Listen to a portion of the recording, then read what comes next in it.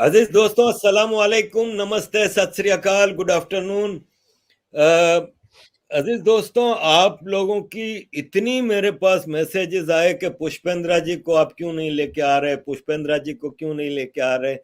तो आज हमारे दरमियान पुष्पेंद्रा जी काफी दिनों बाद हैं। नमस्कार पुष्पेंद्रा जी, और आपका स्वागत है आज के प्रोग्राम में।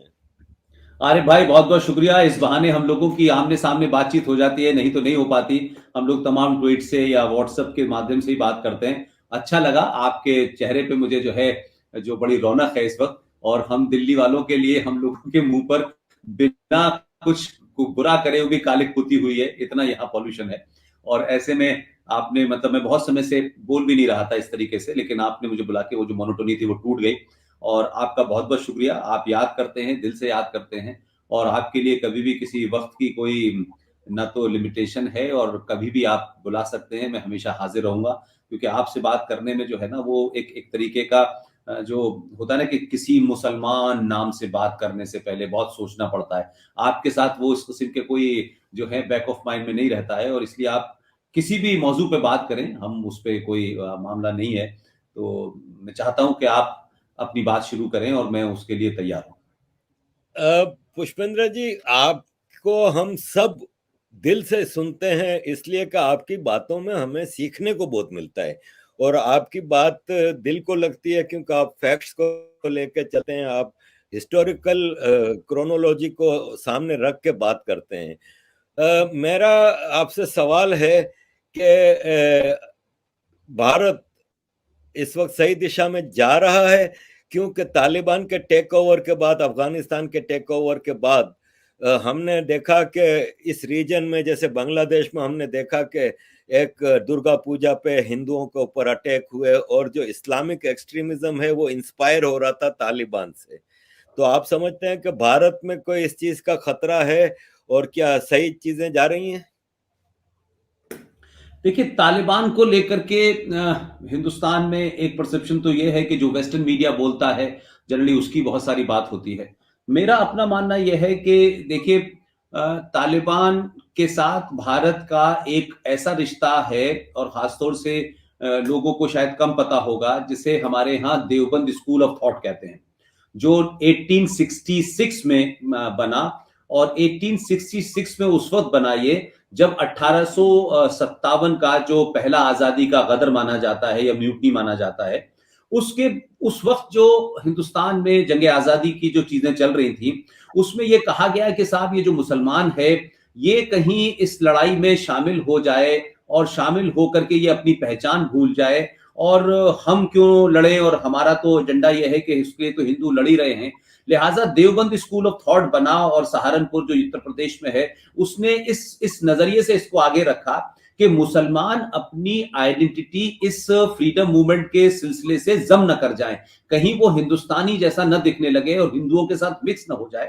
उस आइडेंटिटी को डिस्टिंग करने के लिए ये 1857 में जो हुआ, और उसके बाद में फिर जो अंग्रेजों का जो एक तरीके से कह सकते हैं कि उनका जो एक अत्याचार शुरू हुआ, और मारपीट शुरू हुई, और पकड़ धकड़ शुरू हुई, उसके बाद ये हुआ कि साहब, मुसलमानों को भारत की जंगे आजादी में क्यों लड़ने की जरूरत है, हिंदू लड़ रहा है, और हम तो जब जरूरत होगी तब देखी जाएगी। तो 1866 में देवबंद स्कूल ऑफ खड़ा किया, और उसका पीछे सिर्फ मकसद ही यही था कि ये जो है, ये भारत की आजादी में हमें उस तरीके से शामिल नहीं होना है, और मुसलमान की जो एक अलग आइडेंटिटी है, उसको अलग रखना है। और उसके बाद में यही वो स्कूल है जिसे तालिबान स्कूल ऑफ थॉट कहा जाता है हमारे यहाँ। और यहां से तालिबानों का रिश्ता बहुत पुराना है। जिस वक्त वहां तालिबान की हुकूमत में थी, उस वक्त में एक मीडिया हाउस में काम करता था। तो मुझे याद है कि इस महमूद मदनी साहब जो हैं, इनके वालिद साहब असद मदनी साहब, ये पाकिस्तान के जो आपका खैबर पख्तूनख्वा वाला जो इलाका है, उस बॉर्डर पे एक बहुत बड़ा इज्तिमा किया गया था, और उसमें तमाम अफगानी लीडर, तालिबान लीडर, ये तमाम सब शामिल थे। और मैंने जिस जिस मीडिया हाउस में काम करता था, मैंने उनसे कहा कि मेरे कॉन्टेक्ट हैं, मैं वहां जाके जाना चाहता हूं। और असद मदनी साहब ने मेरे लिए खत भी लिखा था कि ऐसे ऐसे ये आना चाहते हैं, और आप, लेकिन वो कुछ हमारे ऑफिस के मामलात ऐसे रहे कि मैं वहां नहीं जा पाया, और उस वक्त मुझे वीजा भी मिल गया था। तो आप ये देखें कि तालिबान के जितने भी लिंक थे हिंदुस्तान में वो सहारनपुर से थे, और जितना भी हमने उस जमाने कवरेज किया वो तमाम सारे लोग इन्हीं कॉन्टेक्ट के जरिए किया। तो मैं ये मानता हूं कि उनकी जो भी सोच रही हो, लेकिन तालिबान हिंदुस्तान के कभी खिलाफ जाएंगे, ये मुझे इसमें शक है, क्योंकि वो लोग जिस पहचान की लड़ाई लड़ रहे हैं, वो पहचान की लड़ाई तो हमसे ज्यादा पाकिस्तान से है उनकी। और वो इसलिए है कि खैबर पख्तूनख्वा जो पहले आपके यहाँ एनडब्ल्यूपी कहलाता था, उस वक्त मुझे याद है कि जब भारत पाकिस्तान बना और पाकिस्तान की पहली असेंबली कराची में हुई और लियाकत अली खान साहब ने जब उसको एड्रेस किया, तो उन्होंने कहा कि इस ऐवान में जो गद्दार है पाकिस्तान का उसको बाहर निकाला जाए। तो वो उन्होंने खान अब्दुल गफ्फार खां के लिए कहा और वो बेचारे रोए भी।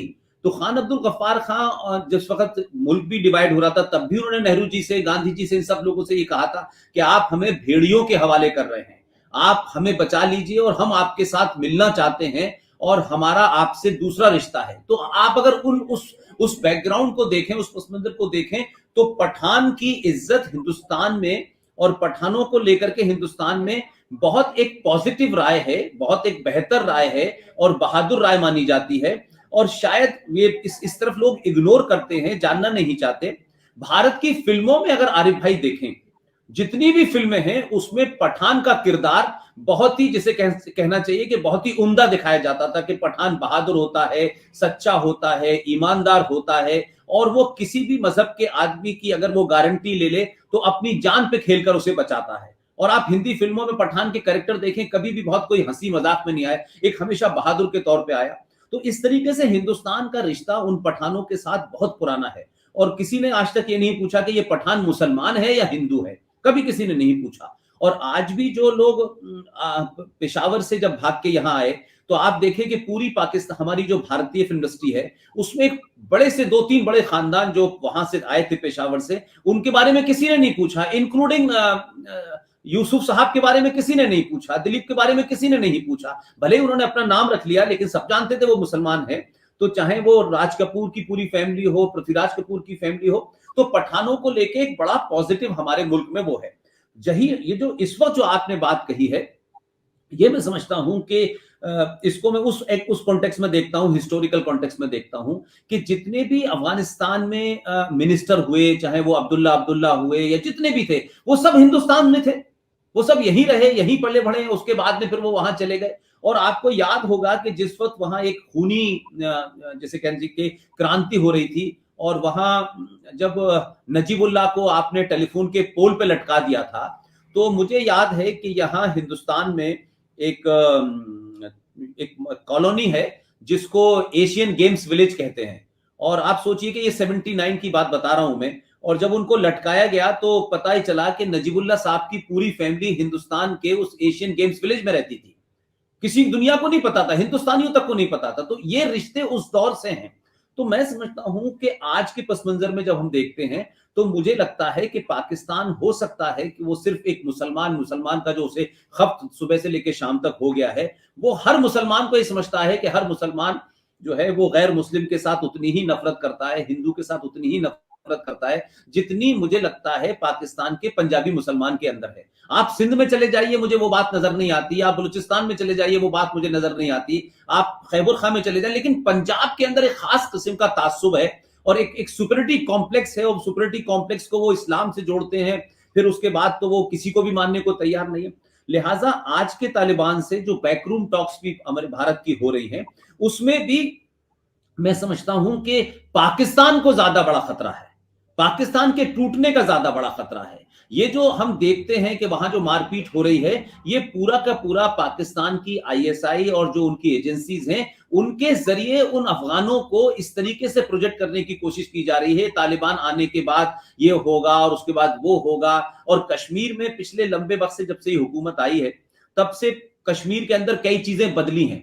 अब बदली हैं तो पाकिस्तान के पास अब जो है दहशतगर्द पैदा करके हिंदुस्तान भेजने की भी उसकी औकात नहीं रही है। लिहाजा उसको ये लगता था कि हम काफिर के नाम पे, हिंदू के नाम पे इन पठानों को बरगला लेंगे और इनका कश्मीर में इस्तेमाल करेंगे। और मुझे लगता है कि कश्मीर से ज्यादा पाकिस्तान के अंदर जो डर है, वो डूरेंट लाइन के खत्म होने का डर है। और शायद कहीं खैबर पख्तूनख्वा और चमन का जो पूरा बॉर्डर है, अगर वो बदला तो पाकिस्तान के लिए खतरा होगा। लिहाजा पाकिस्तान इस खतरे को डाइवर्ट करने के लिए भारत के खिलाफ ये तमाम सारी चीजें कह रहा है। लेकिन अगर वहां ये गवर्नमेंट सेटल भी हो जाती है, तो जिस तरीके से आज भी आप देखें कि भारत की हुकूमत ने वहां जो सबसे ज्यादा जो जिसे कह सकते हैं कि वहां खाने की कमी हो रही है, उस गेहूं की पेशकश की है। तो ये तो हम सब जानते हैं कि भाई अफगानिस्तान में तालिबान की वर्चस्व है, उनकी ताकत है। ऐसे में भी हम हिंदुस्तान गेहूं भेज रहा है। कोई आईएसआई, कोई भारत की खुफिया रॉ एजेंसी का वहां डायरेक्टर नहीं जा रहा, वहां आईबी का डायरेक्टर नहीं जा रहा, वहां कोई बदले की कार्रवाई नहीं हो रही है। लेकिन इन तमाम चीजों को ध्यान में रखते हुए मुझे लगता है कि थोड़ा सा डस्ट को सेटल होने दीजिए। ये जो पूरा मूवमेंट है, ये पाकिस्तान के लिए सरदर्द बनने वाला है, क्योंकि वो ये जानते हैं कि पाकिस्तान क्या करता रहा है और पाकिस्तान का क्या रोल रहा है। और पाकिस्तान तो वो मुल्क है जिसने अफगानिस्तान के अब उस एम्बेसडर को, जो उसके मुल्क में एक एम्बेसी के हैसियत में, एक सफीर की हैसियत रखता था, अमेरिका से चंद डॉलर लेकर के उसको निकाल के आपने उनको हवाले कर दिया। तो पाकिस्तान ने तो अमेरिका के सामने अफगानी लोगों को मारा, उनको पकड़वाया और बदले में डॉलर लिए।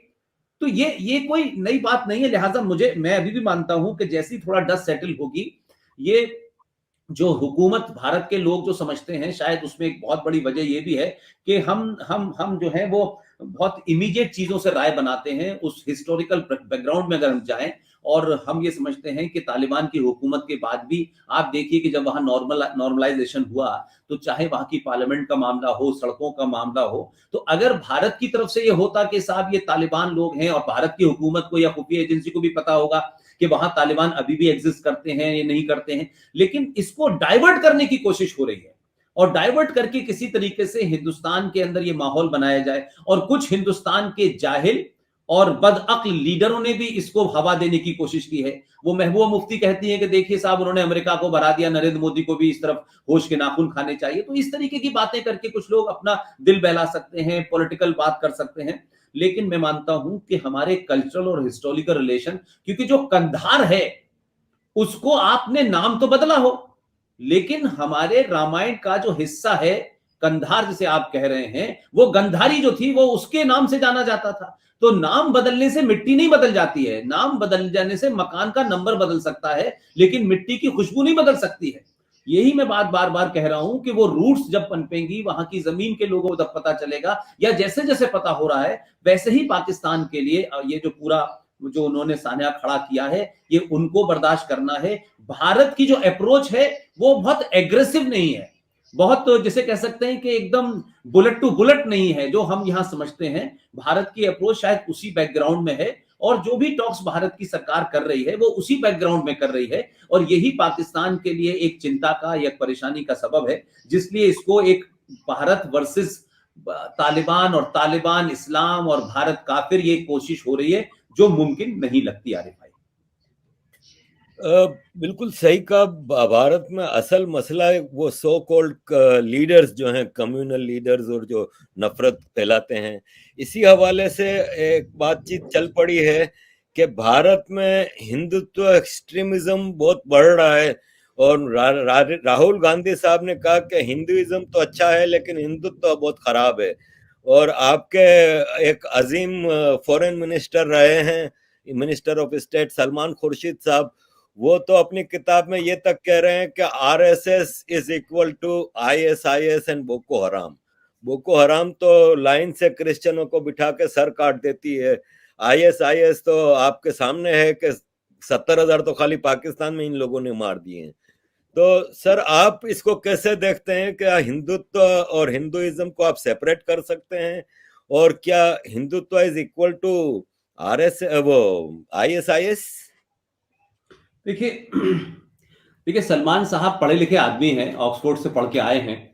माशाल्लाह वो हिंदुस्तान में उस खानदान से ताल्लुक रखते हैं जो ये नहीं कह सकते कि साहब जिन्हें मुसलमान होने की वजह से इस मुल्क ने कुछ नहीं दिया और उनके साथ बहुत सारा ऐसे काम किए जिससे उनकी तकलीफें हैं और उस तकलीफ की वजह से कह रहे हैं। उनके नाना हिंदुस्तान के प्रेसिडेंट थे, उनके नाना अलीगढ़ मुस्लिम विश्वविद्यालय के वाइस चांसलर थे, उनके वालिद साहब देश की इस कांग्रेस हुकूमत में कई वजारतों में रहे, कर्नाटक के गवर्नर रहे, खुद सलमान खुर्शीद साहब विदेश मंत्री रहे, कॉमर्स मिनिस्टर रहे। और मैं समझता हूं कि बड़े ज़हीन लोग हैं और ये जानते हैं कि अंग्रेजी में कब क्या वर्ड बोलना चाहिए और कब किस वर्ड की इंपॉर्टेंस है। ये वो सेकुलर लोग हैं जो जिनके खानदानों में शादियां मिक्सअप हुई हैं, लेकिन ये बहुत सोच समझ के बोलते हैं और ये अपने नफे नुकसान को ध्यान में रख के बोलते हैं। लिहाजा सलमान खुर्शीद के बारे में तो ये कहा जाता है कि एक बार उत्तर प्रदेश में ये हुआ कि कांग्रेस पार्टी के बहुत बुरे हाल थे, मुझे याद है। तो किसी ने कहा कि भाई वहां किसी को मुसलमान को आप अध्यक्ष बनाएं या सदर बनाएं उत्तर प्रदेश का, तो वहां माहौल अच्छा बन सकता है। तो खुद कांग्रेसियों ने कहा, उसके बाद फिर सलमान खुर्शीद को वहां का प्रेसिडेंट बना दिया गया। तो बोले हमने तो बोला था मुसलमान को बनाए, इन्होंने सलमान को बना दिया है। तो सवाल ये है कि सलमान खुर्शीद के मुसलमान होने और उनके मुसलमान आइडेंटिटी की मैं उससे ज्यादा नहीं कुछ कह सकता, लेकिन सलमान साहब बहुत, जिसे कहना चाहिए, बहुत महीन आदमी है, बहुत शार्प आदमी है और वो अपने अल्फाजों से, क्योंकि ऑक्सफोर्ड से आए हैं तो माशाल्लाह उनकी इंग्लिश और मुसलमानों के मुकाबले बेहतर है, ओवैसी से बेहतर है, आजम खान से बेहतर है, अजमल खान से बेहतर है। आपको याद होगा कि 1984 में मोहतरमा इंदिरा गांधी का जब कत्ल हुआ, और कत्ल ये 31 अक्टूबर मेरा ख्याल है कि 1984 में हुआ, और उसके बाद फिर जिस तरीके से सिखों के खिलाफ जो मारपीट हुई, कत्ल गारत हुई, पूरे देश में हुई, दिल्ली में हुई, आप जरा इन चीजों की तरफ ध्यान दीजिएगा। और उस कत्लो गारत होने के चंद महीनों बाद सलमान खुर्शीद साहब ने एक किताब लिख दी साहब, और वो किताब लिख दी, और किताब लिख के उन्होंने जो बात कही उसको अगर मैं अपनी नुक्ते नजर से देखता हूं तो मैं समझता हूं कि सलमान साहब ने बहुत खूबसूरती से, बहुत शातिर तरीके से, बहुत महीन तरीके से एक बड़े मामले को डाइवर्ट करके कैसे उसको छुपाया जा सकता है, ये इन्होंने काम किया। उस किताब का नाम था India at home, the reinstatement of Indian Muslim, ये किताब का नाम था।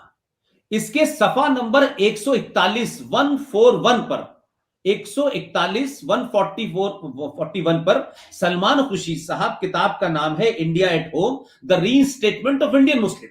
अब इसके सफा नंबर 141 पे वो फरमाते हैं, और ये किताब उनकी ऑलमोस्ट 85 के एंड में आ गई थी, और ये किताब आई और लोगों ने पढ़ ली और लोगों ने खत्म हो गई। मुझे उस वक्त से याद है कि उस किताब के जब वो उस पे लिख रहे हैं तो 144 141 नंबर पेज पर वो जो फरमाते हैं, वो ये फरमाते हैं, मैं तर्जुमा बताता हूं उन्होंने क्या फरमाया। उन्होंने कहा कि जिस वक्त दिल्ली में सिखों को हिंदू मार रहे थे, उस वक्त भारत का मुसलमान बहुत खुश था, बहुत मुतमईन था, बहुत सेटिस्फाई था। और फिर वो अपनी आगे की लाइन में लिखते हैं कि ये दोनों वो लोग हैं जिन्होंने 47 में मुसलमानों को मिलके मारा था, इसलिए ये लोग अब अपने पाप को भोग रहे हैं। ये उन्होंने 85 में इंदिरा गांधी के सानेहा के बाद लिखी। अब आपने इसके पीछे की सारी पॉसिबिलिटीज को कवर अप कर दिया। अब मैं दूसरी सवाल है, ये मैं अभी अभी आजकल अपने अपने डिस्कोर्स में ये बात रखता हूं, क्योंकि ये जरा सा आपके जो व्यूअर हैं, क्योंकि उनकी रीच दूसरी है और वो इंटरनेशनल है, इसलिए मैं कहना चाहता हूं कि आरिफ भाई, किसी हिंदुस्तान या दुनिया की किसी कैपिटल के अंदर यकायक एक तरफा मैसेकर हो, एक तरफा मारकाट हो, और मारकाट करने वालों को में 3.5 से 4 हजार लोगों का कत्ल हो जाए, और जमीन पे एक भी गुंडा, एक भी बदमाश न पकड़ा जाए,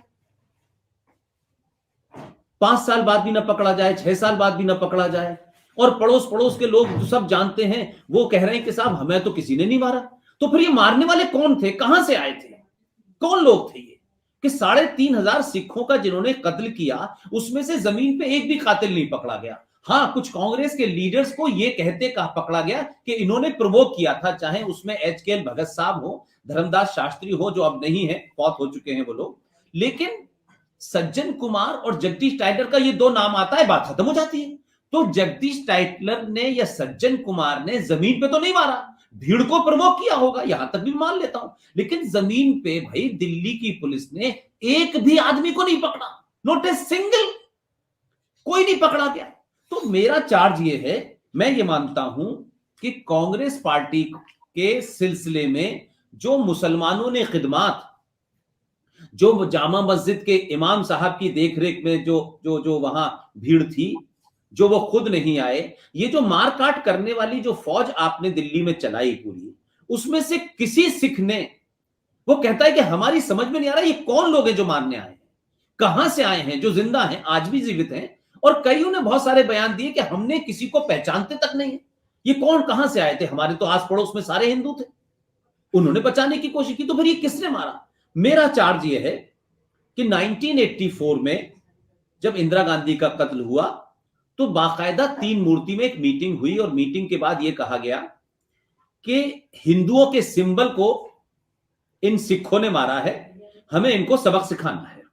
और उसके बाद बहुत ऑर्गेनाइज तरीके से वो भीड़ बाहर से लाई जाती है और उस भीड़ के माध्यम से ये काम होता है और पुलिस उसे होने देती है और उसके बाद समाप्त हो जाता है। और फिर उसके बाद इंदिरा गांधी की लाश को हिंदू सिंबल को समाप्त करने वाली, खत्म करने वाली एक हिंदू और सिखों के बीच में एक दीवार खड़ी की जाती है।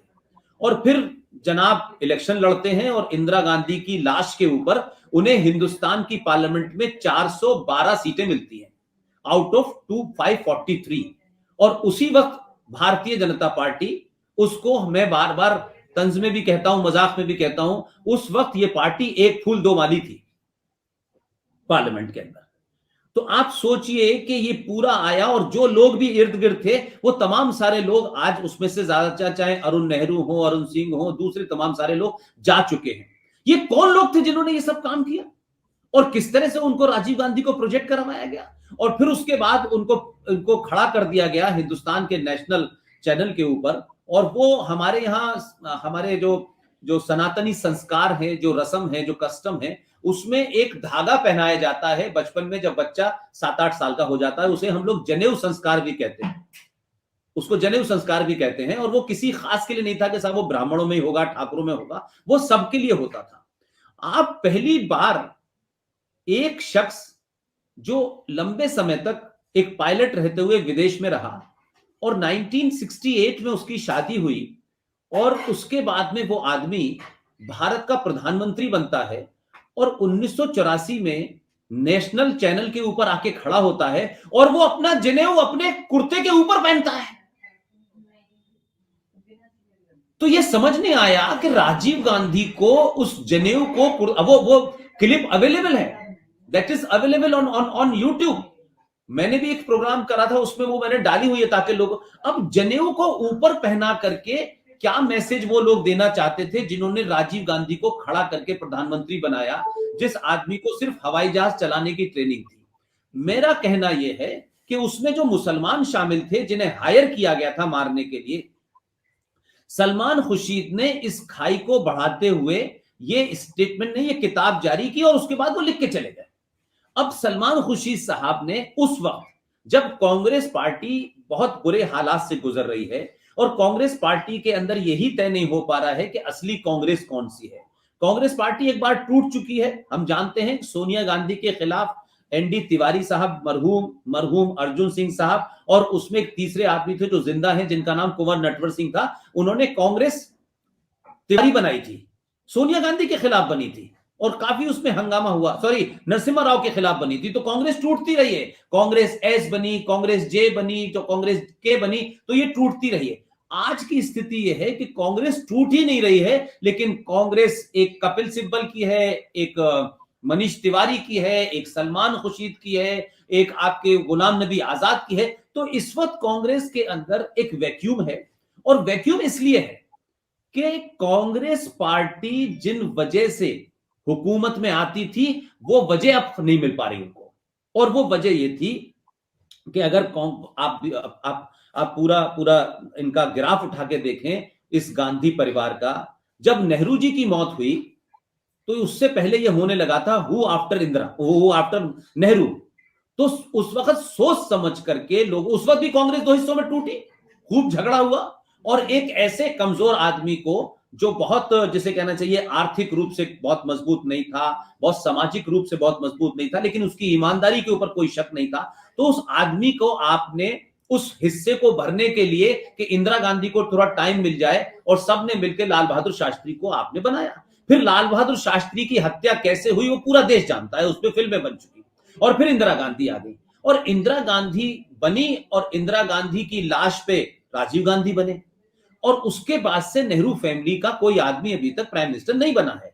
और जो बना भी, आपने देखा होगा 2000 में इंदिरा अटल जी के जाने के बाद वो किस तरीके के प्रधानमंत्री थे, और प्रधानमंत्री असली कौन था, और वो कैसे चलाया जा रहा था। लेकिन अब सवाल यह है कि नेहरू परिवार में या इंदिरा परिवार में किसी आदमी को, जब तक इस परिवार का कोई आदमी शहीद न हो तब तक बदले में कुर्सी नहीं मिलने वाली, क्योंकि ये इनके यहां शहादत लेने और देने के साथ ही कुर्सी मिलती है, उसके अलावा क्योंकि गट्स नहीं है। अगर राजीव गांधी बहुत ईमानदार थे, बहुत हाई कंप्यूटर युग के थे, तो फिर राजीव गांधी को इतना बड़ा मैंडेट मिला, राजीव गांधी के पास कोई बैकलॉग नहीं था, फिर राजीव गांधी को बाबरी मस्जिद के दरवाजे क्यों खुलवाने पड़े, क्यों उन्होंने हिंदू कार्ड खेला, और उसके बावजूद भी वो हुकूमत में तो नहीं आए उसके बाद।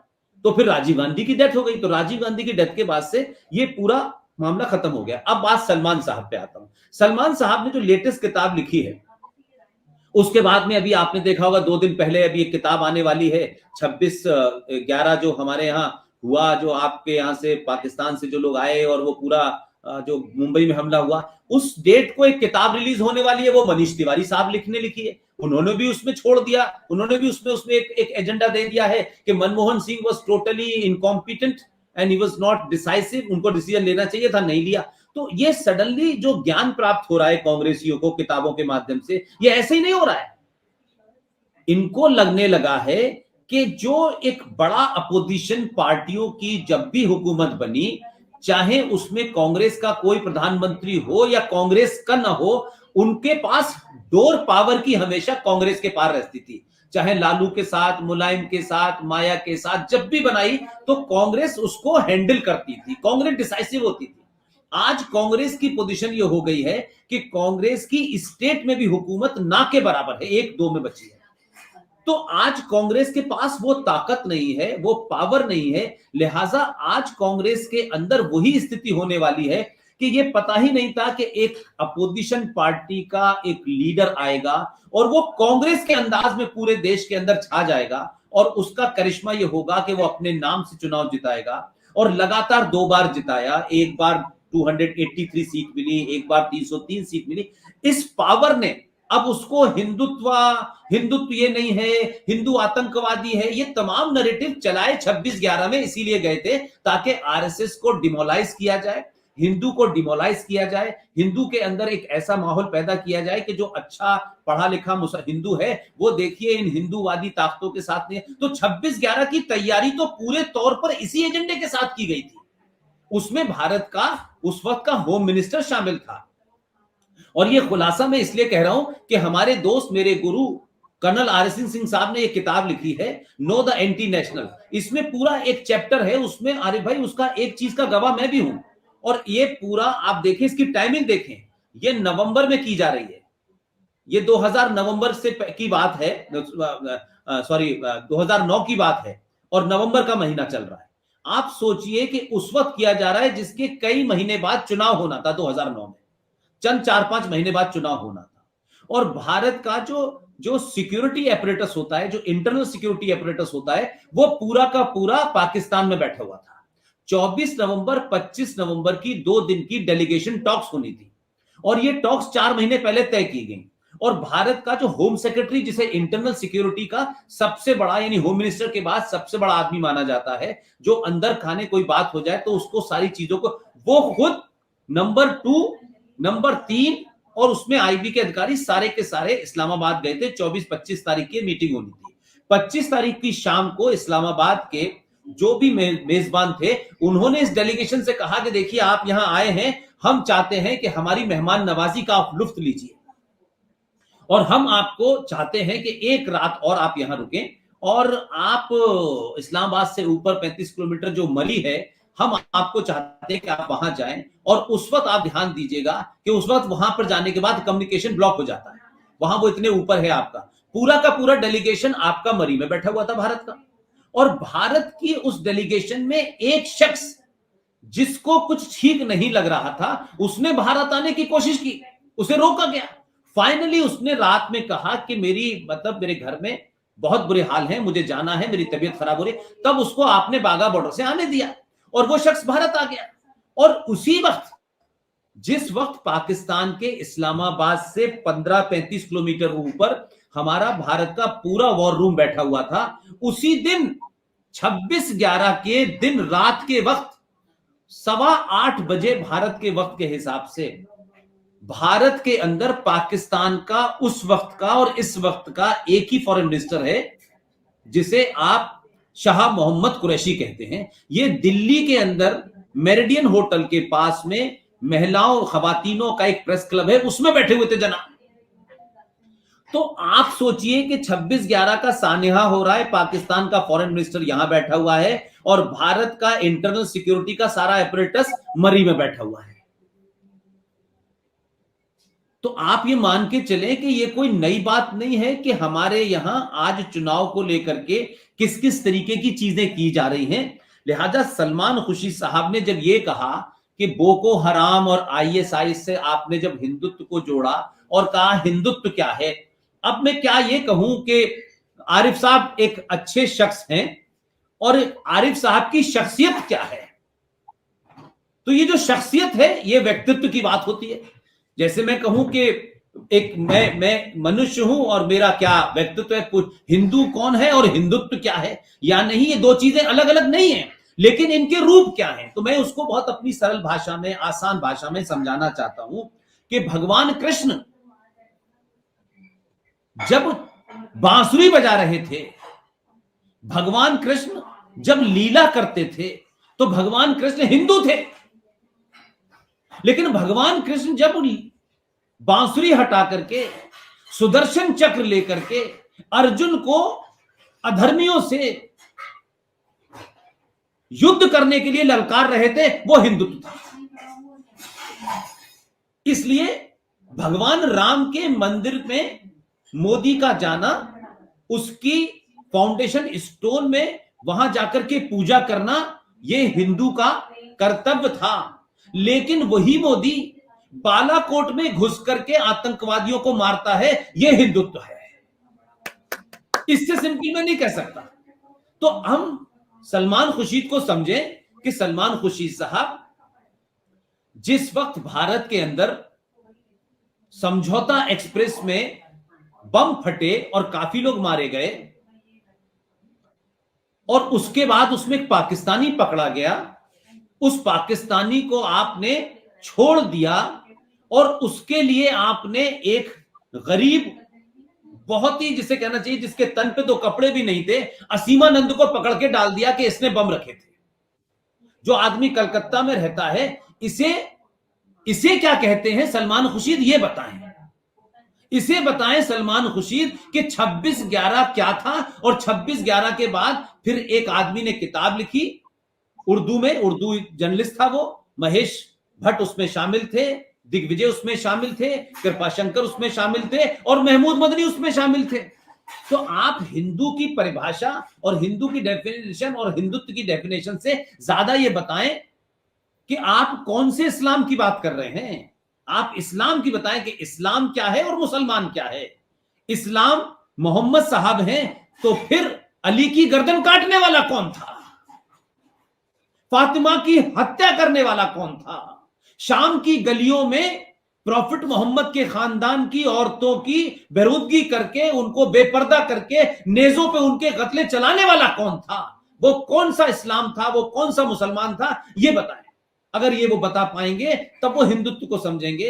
हिंदुत्व को गाली देना इसलिए आसान है, हिंदुत्व की परिभाषा डेफिनेशन बताना इस मुल्क में इसलिए आसान है कि हमारे यहां लोग रिएक्ट नहीं करते और हम से उम्मीद करते हैं कि जैसे मुसलमान, प्रॉफिट मोहम्मद का कार्टून डेनमार्क में किसी ने बनाया, कोई बना दिया, लेकिन हिंदुस्तान में आग लगाने का क्या मतलब है? क्या आप हिंदुस्तान के उस हिंदू से जिसकी नसों के अंदर, जिसके खून के अंदर किसी को कत्ल करने मारने की कहीं इजाजत नहीं दी गई है, कहीं नहीं दी गई है, लेकिन आप चाहते हैं कि वो मुसलमान की तरह बिहेव करने लगे।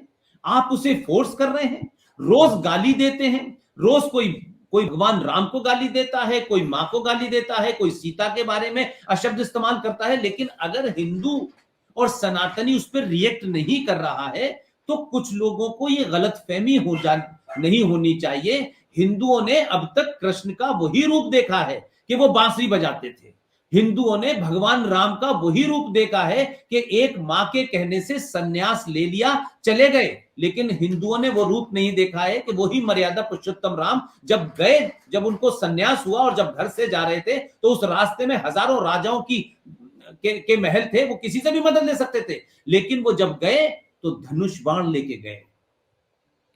ऐसे मुसलमान लीडरों को जो हिंदुस्तान में हैं, हिंदुस्तान के बाहर हैं, वो कहीं भी दुनिया में हैं, हिंदुस्तान के सनातनी हिंदू के तहम्मुल का कोई इम्तिहान न ले।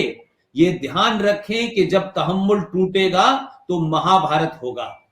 तहम्मुल टूटेगा तो भगवान राम और उनकी पत्नी को लेने के लिए पूरी लंका सोने की जल जाएगी, कोई मानने वाला नहीं होगा। इसलिए हिंदुओं के अंदर जो जो उनका उनका जो एक ड्राइव है, जो उनका जिसे कह सकते हैं इंस्पायरेशन है, वो आज भी मर्यादा पुरुषोत्तम राम की तरह बात करते हैं, वो आज भी भगवान कृष्ण की तरह बांसुरी बजा रहे हैं। लेकिन भारत का बहुसंख्यक मेजॉरिटी, अक्सरियत में रहने वाला हिंदू हिंसक न हो, वायलेंट ना हो, ये हिंदुस्तान की माइनॉरिटी की जिम्मेदारी है। अगर वो होगा तो फिर आप महफूज नहीं होंगे, फिर देश की पुलिस आपको नहीं बचाएगी, फिर हिंदू पुलिस भी होगी, हिंदू आर्मी भी होगी, हिंदू ब्यूरोक्रेट भी होगा, एसएसपी भी होगा और डीएम भी होगा। लिहाजा सलमान खुर्शीद साहब ने अपने कैरियर के लिए, अपने आप को लाइमलाइट में लाने के लिए, कांग्रेस की हालत खराब होने की वजह से जो कांग्रेस में इंटरनल रिफ्ट है उसको डाइवर्ट करने के लिए ये तमाम बयान अगर आप दे रहे हैं तो आपका सियासी मकसद हो सकता है।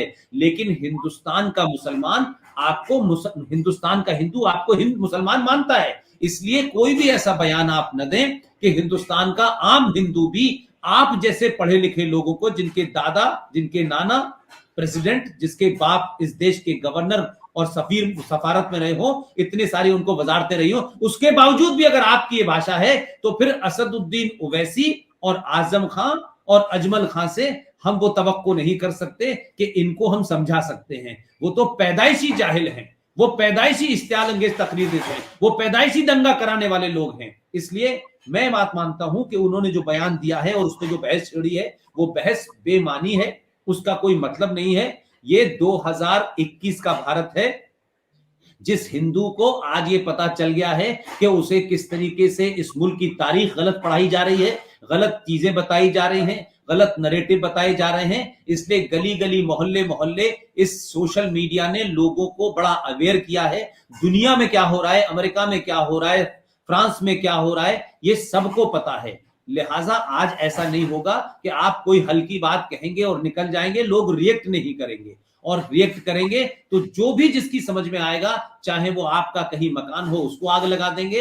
ये दिन बुरा वो दिन के लिए मैं खौफ खाता हूं कि कहीं ऐसा ना हो कि कहीं चलते फिरते लोगों को आग न लगा दी जाए, क्योंकि ये स्थिति आप उधर ले जा रहे हैं।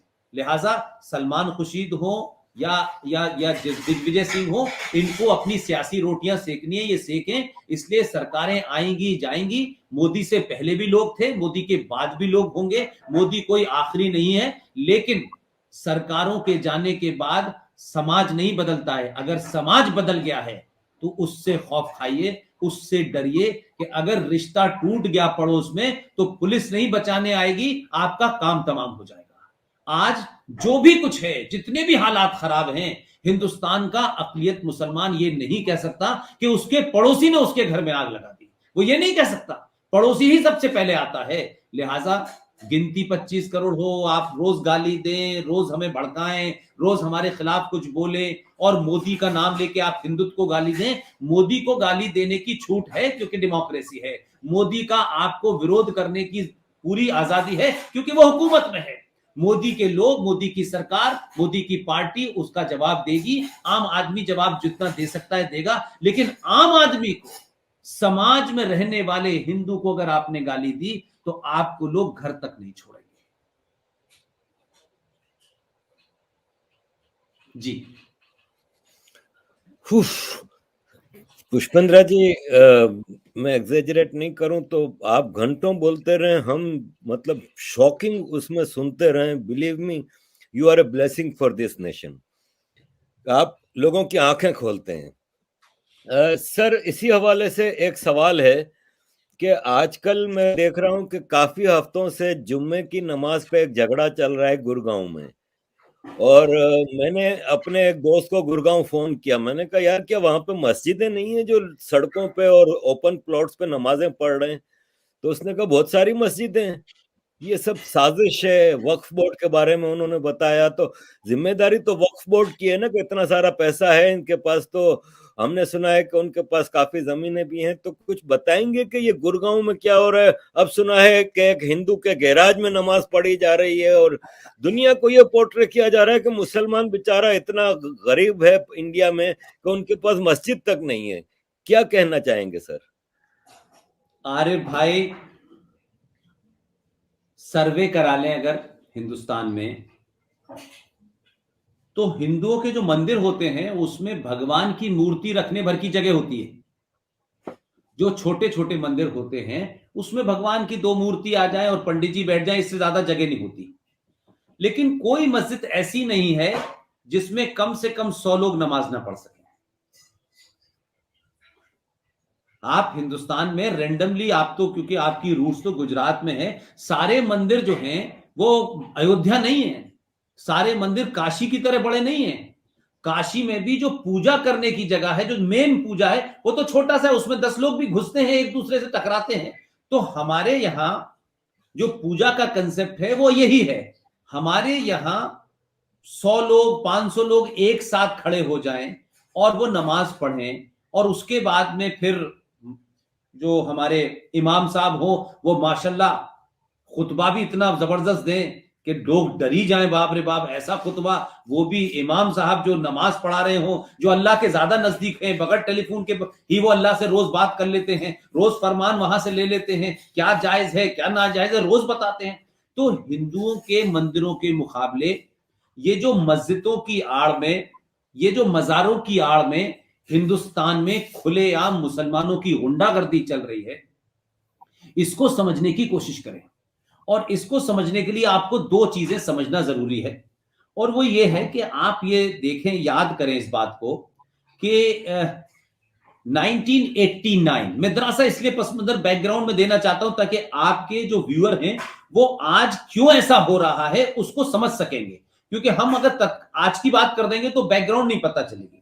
1989 में भारत के अंदर वीपी सिंह की हुकूमत थी, भारतीय जनता पार्टी सपोर्ट कर रही थी, उन्हीं के बल पे ये सरकार चल रही थी।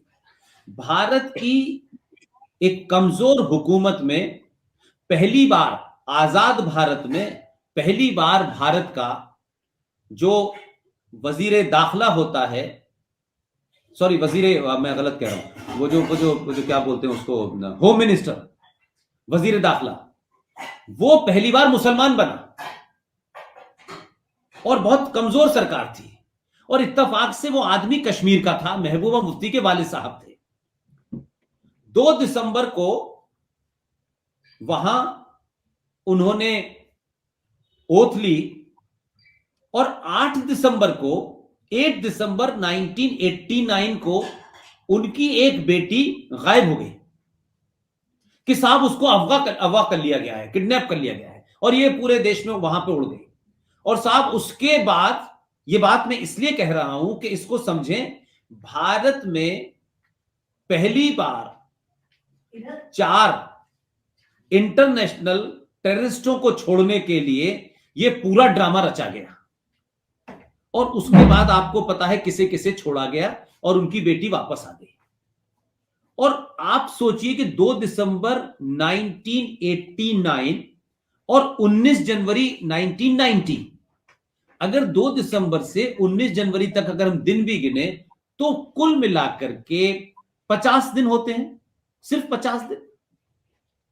और जम्मू कश्मीर में लेफ्टिनेंट गवर्नर का रोल था, वहां जगमोहन लेफ्टिनेंट गवर्नर थे, और लेफ्टिनेंट गवर्नर को रिपोर्ट करना होता है, लेफ्टिनेंट गवर्नर होम मिनिस्ट्री से चलता है। He has to report the home minister, he has to take the order from the home minister. तो ये एक अजब वो था कि जगमोहन जो कि बहुत ही अपराइट ऑफिसर थे, यहां ब्यूरोक्रेट भी थे, दिल्ली में डीडीए के चेयरमैन भी रहे, बाद में फिर वो अटल जी की सरकार में मंत्री भी रहे। जगमोहन को कंप्लीट इंस्ट्रक्शन था, डोंट मूव, कीप क्वाइट, जो हो रहा है उसमें आपको दखल, सारों उसकी पावर सीज कर दी। और 19 जनवरी 1990 को दुनिया में जो देश में एक राज्य है, एक स्टेट है जहां मुसलमानों की अक्सरियत है, उसके सूबे का होम मिनिस्टर बनता है और वहां जो लेफ्टिनेंट गवर्नर है उसकी पावर सीज कर दी जाती है, और आप प्लान करके 2500 हिंदू कश्मीरी पंडितों का कत्लेआम कराते हैं। 5 लाख कश्मीरी हिंदू पंडित अपने आबो आदात की जमीन छोड़कर, जो कई सालों से, कई सदियों से रह रहे थे, वो हिंदुस्तान में माइग्रेंट बन जाते हैं। और इस्तीफा नहीं देता वो आदमी, इस्तीफा नहीं देता। और वही वीपी सिंह प्रॉफिट मोहम्मद के पैदाइश के दिन को भारत में छुट्टी की ऐलान करते हैं। तो वीपी सिंह की सरकार किसके दबाव में बनी थी? कौन वो इंटरनेशनल ताकतें थी कि आपने प्रॉफिट मोहम्मद के मानने वाले, जहां वो पैदा हुए, वहां भी हमने नहीं सुना कि उनकी पैदाइश के दिन कोई सरकार ने छुट्टी घोषित की हो। पाकिस्तान में होती है, बांग्लादेश में होती है, कब होती है, लेकिन हमारे यहां वो इंदिरा गांधी की बर्थडे हो, वो नेहरू जी की बर्थडे हो, वो किसी की बर्थडे हो, उसी अंदाज में बाकायदा यहां एक छुट्टी घोषित की गई कि प्रॉफिट मोहम्मद के दिन हमारे यहां छुट्टी रहेगी। क्या इससे पहले प्रॉफिट मोहम्मद के बारे में जो मुसलमान शबरात से लेके जो सब कुछ करते हैं वो पहले नहीं हो रहा था? लेकिन उसी सरकार में मुफ्ती मोहम्मद सईद के होते हुए ये हुआ मामला, और उसके बाद में फिर बात खत्म हो गई। 90 का दौर था, और आप सोचिए कि फिर वो सरकार चली गई, और उसके बाद फिर 1991 में पीवी नरसिम्हा राव की सरकार आई, और पीवी नरसिम्हा राव की सरकार जिन हालात में आई वो आप समझ सकते हैं। उससे सोनिया गांधी बहुत खुश नहीं थी, लेकिन वो ये समझती थी कि एक कमजोर आदमी, क्योंकि उनका हार्ट का ऑपरेशन हुआ था, उनको अगर हम बना देंगे तो इन द मीन टाइम हमारा बेटा कुछ चलना फिरना सीख जाएगा, और उनको आपने प्रधानमंत्री बनाया। अब यहां से कहानी शुरू होती है, जो बात आज आपने पूछी है उसका क्या रिलेवेंस है। 1991 में अयोध्या का मूवमेंट बड़े पीक पर था। अडवाणी जी पूरी यात्रा लेके जा चुके थे, और तमाम तरफ पूरे मुल्क के अंदर एक माहौल बना हुआ था। और आप देखिए कि बिना किसी को बताए उस वक्त अयोध्या के मामले पे नरसिम्हा राव ने इस तरीके का एक प्रस्ताव रखा और कहा कि देखिए साहब, ये जो कंट्रोवर्सीज हैं ये तो बहुत सारी हैं, 30,000 मंदिरों पर किले में हिंदुओं का, तो इससे कैसे हम निजात पाए। उन्होंने एक कानून बना दिया, प्लेसेस ऑफ वर्शिप एक्ट 1991 के नाम से उसे जाना जाता है। इसको कोई नहीं जानता, बहुत कम लोग इसके बारे में जानते हैं, और हमारे जो और भी लोग हैं जो अपने आप को बहुत ज्यादा क्लेम करते हैं, वो लोग भी इस चुप्पी में शामिल हैं, और वो संगठन भी इस चुप्पी में शामिल हैं कि उनको बात बता देनी चाहिए थी, इससे किसी का नुकसान नहीं होना था। तो 1991 प्लेसेस ऑफ वर्शिप एक्ट में यह कहा गया कि अयोध्या को छोड़ करके जो 30,000 मंदिर हैं, जिसमें मथुरा भी है, जिसमें काशी भी है, इनकी स्टेटस इसको रहेगा जो 15 अगस्त 1947 को था। जो 15 अगस्त 1947 को एज इट इज सिचुएशन थी वही अब रहेगी। इसके ऊपर न कोई दखल दे सकता है, न सुप्रीम कोर्ट इसमें किसी पिटीशन को एंटरटेन कर सकता है। आप समझे मेरी बात को? अब आप सोचिए कि प्लेसेस ऑफ वर्शिप एक्ट के तहत हिंदुओं का जो 30,000 मंदिर थे, उन मंदिरों में आज 90% पे कहीं तोड़ के मस्जिद बनाई है, कहीं मजार बनाई है, कहीं वो एक तरीके से उसमें कहीं ना कहीं मिक्स कर दिया गया है। जैसे काशी के अंदर किया है कि वहां उठा करके भगवान जो नंदी है उसके सामने जो वहां शिव भगवान थे उन्हें उठा के अदर रख दिया है और उनके सामने मस्जिद बना दी। इसी तरीके का स्थिति उन 30,000 से ज्यादा मंदिरों में है। अब ये प्लेसेस ऑफ वर्शिप एक्ट पास हो गया। अब आप सोचिए कि ये कीमत किसकी ली? ये 85 में जिन लोगों ने सिखों के कत्लेआम में बढ़ चढ़ के हिस्सा लिया, उन्होंने कांग्रेस को ब्लैकमेल किया। उसमें सलमान खुर्शीद जैसे लोग, गुलाम नबी आजाद जैसे लोग, ये सब शामिल थे। और कहा कि मुसलमान बहुत गुस्से में है कि आपने इतना सब कुछ किया और अयोध्या के मूवमेंट में मंदिर के दरवाजे खुलवा दिए नरसिम्हा राव ने, आपने हमें क्या दिया? तो बदले में ये प्लेसेस ऑफ वर्शिप एक्ट मुसलमानों को दे दिया गया, जिससे इस पे हिंदुओं का जो राइट है वो समाप्त हो जाए और हिंदू इनकी कोई कानूनी लड़ाई न लड़ सके, और ये करके चले गए। लेकिन इसके पीछे की कहानी एक और है जो 85-86 में हुई है। जब भारत और पाकिस्तान बटा तो उस वक्त जो हिंदुस्तान से मुसलमान, जिन्हें पाकिस्तान का बड़ा चाह थी, जो ये समझते थे कि वो यहां से जाएंगे तो सभी गवर्नर और कलेक्टर हो जाएंगे, तो यहां जो मुसलमानों के मकान खाली पड़े थे उसको नेहरू जी की हुकूमत ने कहा कि हिंदू जो पाकिस्तान से आए हैं आप इनमें रह लें, उसमें इजाजत दे दी रहने के लिए। और वो हिंदू राजस्थान, हरियाणा, पंजाब और दिल्ली में थे।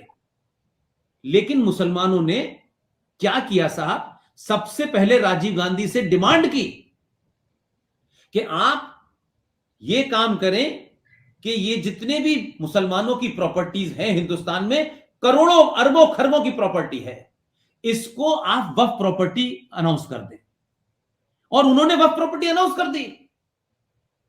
तो एक ही रात में अरबों खरबों की प्रॉपर्टी, बिल्डिंगें हो गई। और आज जो लोग 1 रुपए या 50 पैसे में हिंदू रहते थे, आज 50-50 हजार, 1-1 लाख रुपए देने के लिए मजबूर हैं और मकान खाली कर दिए। तो आपने यहां के मुसलमानों को, आपने रातों रात उससे हिंदुओं को बेदखल किया और वक्फ बोर्ड को आपने वो जमीन दे दी। फिर 91 में ये दिया, फिर 91 में 92 हो गया, बाबरी मस्जिद का सान्या सबको पता है। तो क्या किया गया कि मुसलमानों को खुश करने के लिए रातों रात ये फैसला हुआ कि मुसलमानों को कैसे खुश करें, क्योंकि मुसलमान तो इस देश का खुद होता ही नहीं है। तो क्या किया गया कि एक साहब जो मक्का में 1888 में पैदा हुए थे, 1902 में भारत आए थे, न किसी मदरसे गए, न स्कूल गए, न यूनिवर्सिटी गए, न कॉलेज गए, लेकिन भारत के पहले एजुकेशन मिनिस्टर बने, मौलाना अबुल कलाम आजाद। वो 1958 में उनकी मौत हो गई। आपने कहा कि मुसलमानों को अपीज करना है क्योंकि बाबरी मस्जिद टूट गई है, तो आपने रातों रात मौलाना अबुल कलाम आजाद को हिंदुस्तान का जो सबसे बड़ा सिविलियन अवार्ड है भारत ने दे दिया। मुसलमानों ने कहा हमें इससे क्या फर्क पड़ता है, इस भारत से हमें क्या लेना देना, हमें तो कुछ और चाहिए। तो फिर क्या हुआ, यहां से समझते समझते आप मेरी बात को समझेंगे। फिर मुसलमानों ने दबाव बनाया और दबाव बना करके ये कहा कि नरसिम्हा राव तो बहुत क्लोज है बीजेपी के, ये तो धोती के नीचे नेकर पहनते हैं और ये तो बहुत हिंदूवादी आदमी है। और उसी के दबाव में करते हुए 1993 में भारत के आईन की धज्जियां उड़ाते हुए, भारत के कॉन्स्टिट्यूशन को रौंदते हुए, जिसमें यह साफ साफ लिखा है कि किसी को भी मजहब के नाम से रिजर्वेशन नहीं मिलेगा। आपने भारत के आईन की धज्जियां उड़ाई।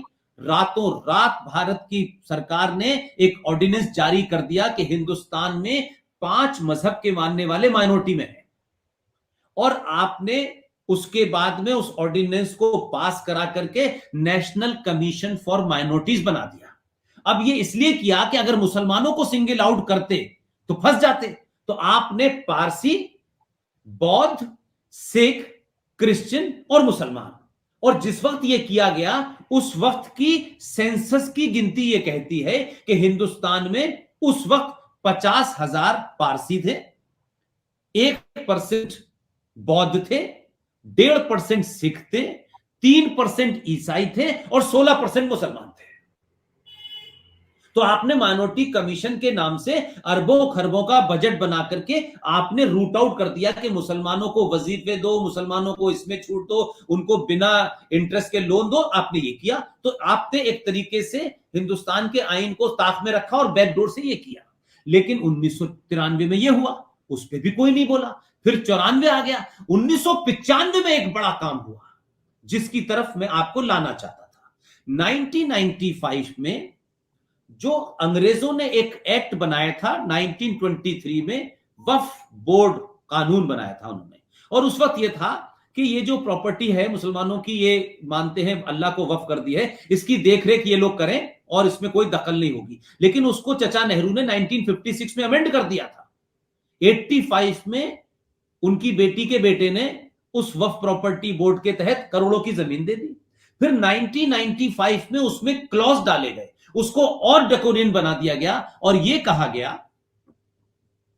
कि जो वक्फ प्रॉपर्टी बोर्ड है इसका सिर्फ इतना ही करना है, जिसको 2013 में जाके कानून बना दिया पार्लियामेंट में पास होने के बाद। लेकिन आप इसको समझे ये क्या है वक्फ प्रॉपर्टी बोर्ड, जिसको बहुत लोग समझ नहीं पा रहे हैं। इस 1995 में यह कहा गया कि वक्फ प्रॉपर्टी बोर्ड को इस बात की ताकत दी जाती है कि भारत की प्राइवेट जमीन, पब्लिक जमीन, सरकारी जमीन, ट्रस्ट की जमीन, मंदिर की जमीन, यहां के हिंदुस्तान की किसी जमीन पे भी वक्फ बोर्ड अगर ये क्लेम करे कि ये जमीन वक्फ बोर्ड की है, तो वक्फ बोर्ड को उसके कागज नहीं दिखाने। और आप कागज दिखा नहीं सकते क्योंकि उनसे कागज नहीं। जिसकी जमीन है उसको कोर्ट जाने का भी इख्तियार नहीं है।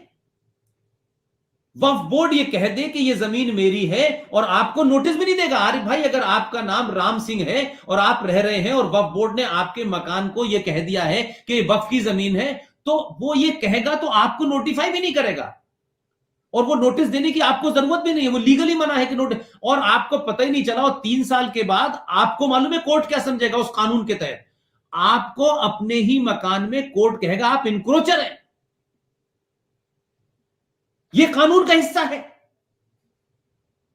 अब इस कानून को बना करके, उसको ताकत दे करके 2013 में जब नरसिम्हा राव चले गए, तो आप देखिए कि क्या क्या खेल हुआ है इस देश में। नरसिम्हा राव चले गए, अटल जी की सरकार आ गई। सॉरी, उसके बाद में फिर बीच में सरकारें आई है छोटी मोटी जो आई के गुजराल। 2005 में जैसे ही कांग्रेस पार्टी की सरकार आई, सबसे पहला काम क्या किया? क्योंकि मुसलमानों ने इंदिरा गांधी से कहा कि नरसिम्हा राव तो आरएसएस का गेम खेल रहे थे और हमने आपका साथ दिया। 2005 में पाकिस्तान के शहर लाहौर में एक आदमी जो पैदा हुआ था, लाहौर में एक साहब पैदा हुए थे, वो दिल्ली हाई कोर्ट के चीफ जस्टिस बने हुए थे, और दूसरे साहब पंजाब के चकवाल डिस्ट्रिक्ट में पैदा हुए थे, वो भारत के प्रधानमंत्री थे। एक का नाम था राजेंद्र सच्चर, जो दिल्ली हाई कोर्ट के चीफ जस्टिस से रिटायर हो चुके थे। दूसरे का नाम था मनमोहन सिंह। और दोनों ने मिलकर एक सच्चर कमेटी बनाई और यह कहा कि मुसलमानों की हालत बहुत खराब है और इनके पास ना बिजनेस है ना पढ़ाई है, इसलिए सच्चर साहब आप इसके ऊपर पूरे देश में एक सर्वे करें और रिपोर्ट दें। और वो रिपोर्ट कैबिनेट का फैसला नहीं थी, वो कोई कैबिनेट का फैसला, सोनिया गांधी के कहने पे मनमोहन ने ये किया और सच्चर साहब ने पूरी एक रिपोर्ट दे दी और कहा कि हिंदुस्तान के मुसलमान बिजनेस में बहुत पीछे हैं, उनकी हालत बहुत ही खराब है, उनको लोन दे, तमाम दुनिया जमाने की बातें की। और 2006 में वो रिपोर्ट लागू कर दी गई और करोड़, आज की डेट में सच्चर कमेटी का बजट 5,500 करोड़ है। ये सिर्फ मुसलमानों के लिए है। यानी माइनॉरिटी कमीशन में न बौद्ध को आपके पैसे की जरूरत है, न क्रिश्चियन को आपके पैसे की जरूरत है, न सिख आपसे पैसा लेते हैं, न पारसी लेते हैं, वहां भी टोटल बजट मुसलमान ही लेते हैं। और ये जो बनाया ये भी एक्सक्लूसिव बनाया। और ताज्जुब की बात यह है कि ये ना कैबिनेट का फैसला थी, न पार्लियामेंट में रिपोर्ट रखी गई। और तब से ये 2006 से सच्चर कमेटी के नाम पे 5,500 करोड़ रुपए की इमदाद मुसलमानों को बांटी जा रही है। तुम मदरसे खोलो, तुम जो दिल चाहे आईएएस बनो, पीसीएस बनो, वजीफे लो, दुकान के लिए फ्री लोन ले लो, ये सब काम हो रहे हैं। और 2013 में आपने वक्फ प्रॉपर्टी कानून बना करके इस राष्ट्र की इंच इंच जमीन पर मुसलमानों की इस एसोसिएशन, इस बोर्ड को वो ताकत दे दी है कि आज हिंदुस्तान की एक आसान सी आपको मिसाल बताऊं। लोग कहते हैं कि साहब ये बन गया था पुष्पेंद्र साहब 1995 में, लेकिन अभी तक तो कोई हमें ऐसी बात देखने को नहीं मिलती। इसलिए मैं उनके जहन को जोर नहीं डालना चाहता और आसान कर देता हूं उनका रास्ता। 2005 में वक्फ प्रॉपर्टी बोर्ड ने हिंदुस्तान में एक फ्रॉड जगह है जिसे लोग प्यार की निशानी कहते हैं, जिसे हम और आप ताजमहल समझते हैं, उस ताजमहल को वक्फ बोर्ड ने अपने कंट्रोल में ले लिया। कहा यह वक्फ की प्रॉपर्टी है। उस ताजमहल की देखरेख आर्कियोलॉजिकल सर्वे ऑफ इंडिया करता है, जो भारत सरकार का एक इंस्टीट्यूशन है। मेरे और आपके टैक्स के पैसे से उसकी रखरखाव होता है, लेकिन रखरखाव का पैसा मेरा जाएगा और पूरा उसके ऊपर जो करोड़ों रुपया कमाई है वो वक्फ बोर्ड को 2005 से जा रही है, और सुप्रीम कोर्ट में उसकी सुनवाई के लिए सरकार भीख मांग रही है। तो आप सोचिए कि आज जो मस्जिदें बन रही हैं, जिसकी बात आपने कहा, ये मस्जिदें उस एजेंडे के तहत बन रही हैं। इसलिए पुलिस वाला कहता है कि ये जब हाईवे पे मस्जिद बना देते हैं, ये फुटपाथ पे किसी मजार बना देते हैं, मेरे पास कौन सा कानून है कि मैं तोड़ूं इनको, मैं कैसे तोड़ूं इनको? और ये साइलेंट हो रहा है, खामोशी से हो रहा है, पूरे देश में हो रहा है। और आंध्र प्रदेश हाई कोर्ट के एक जज के पास इसी वक्फ प्रॉपर्टी बोर्ड के तहत एक मुकदमा गया।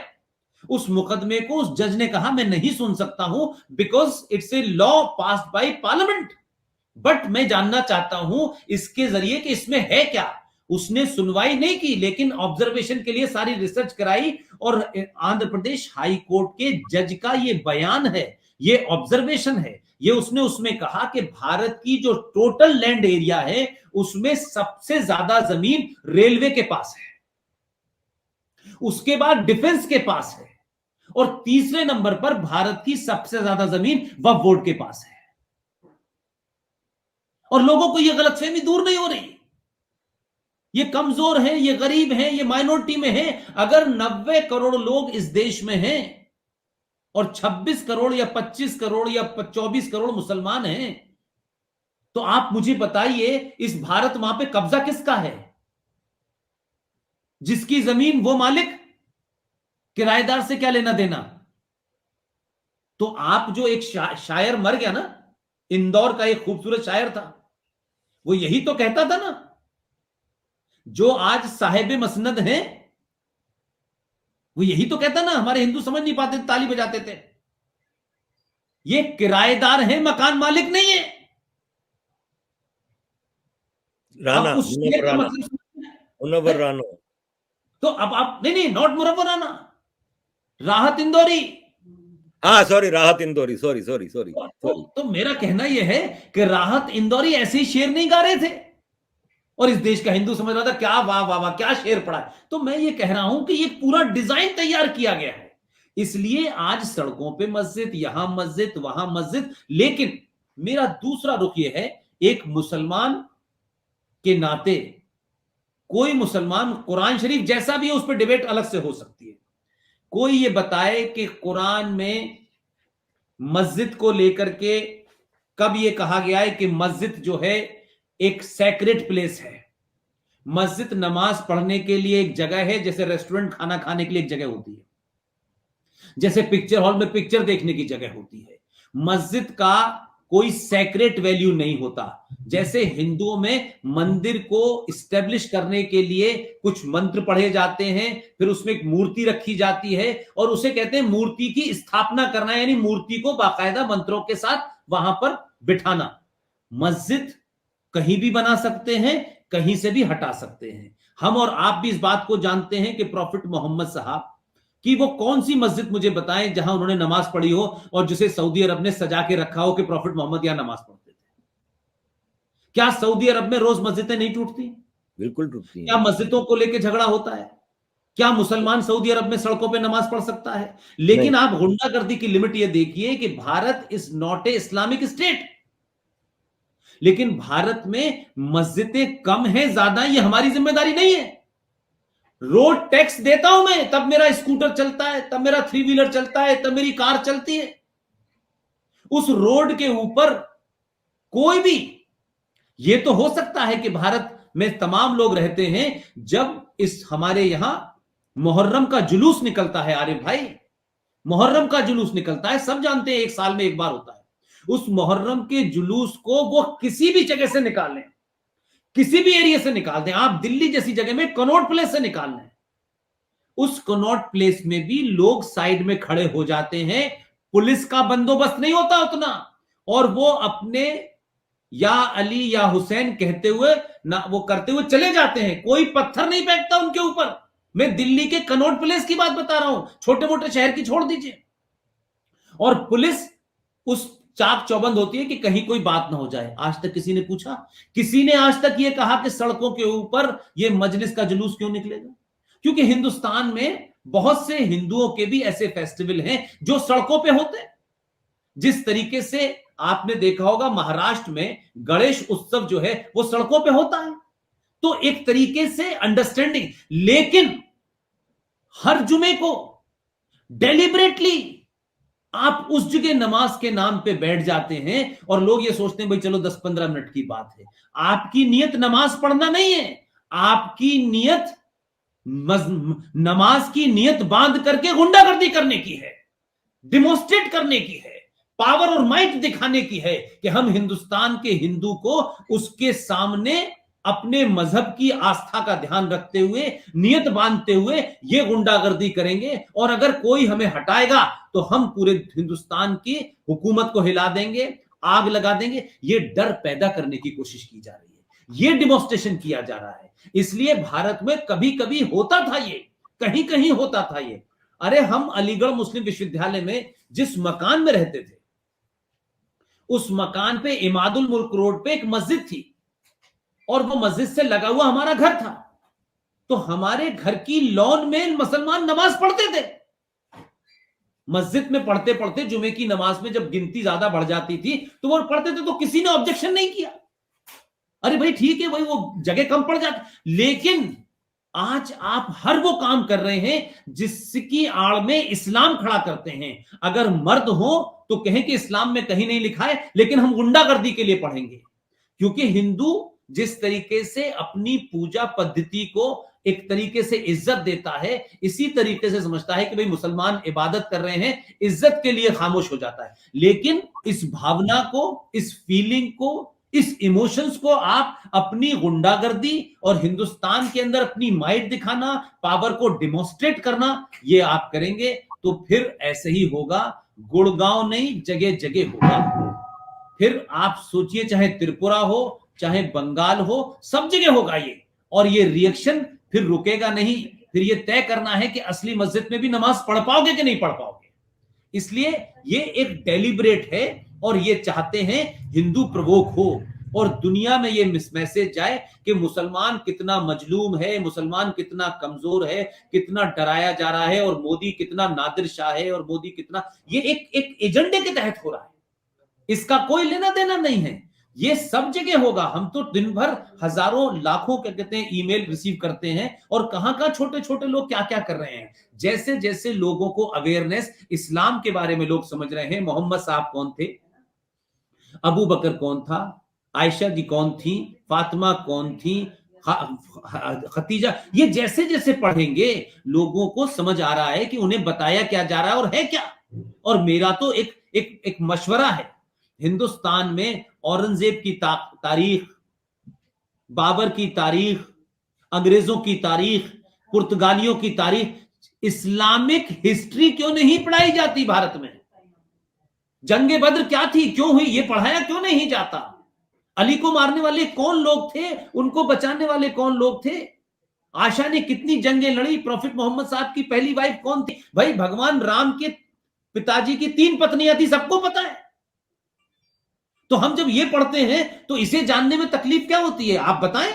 खुद मुसलमानों को जगह जगह बताना चाहिए जाकर के, और बताना चाहिए कि ये जो शिया हैं जो सड़कों पे मुहर्रम मनाते हैं, जरा पूछें लोग, ये हिंदू काफिर मुसलमानों से ये पूछे कि ये बताइए कि ये अपनी मजलिस में किसके बारे में बोलते हैं, ये किसको बद्दुआ देते हैं, ये किसकी तारीफ करते हैं?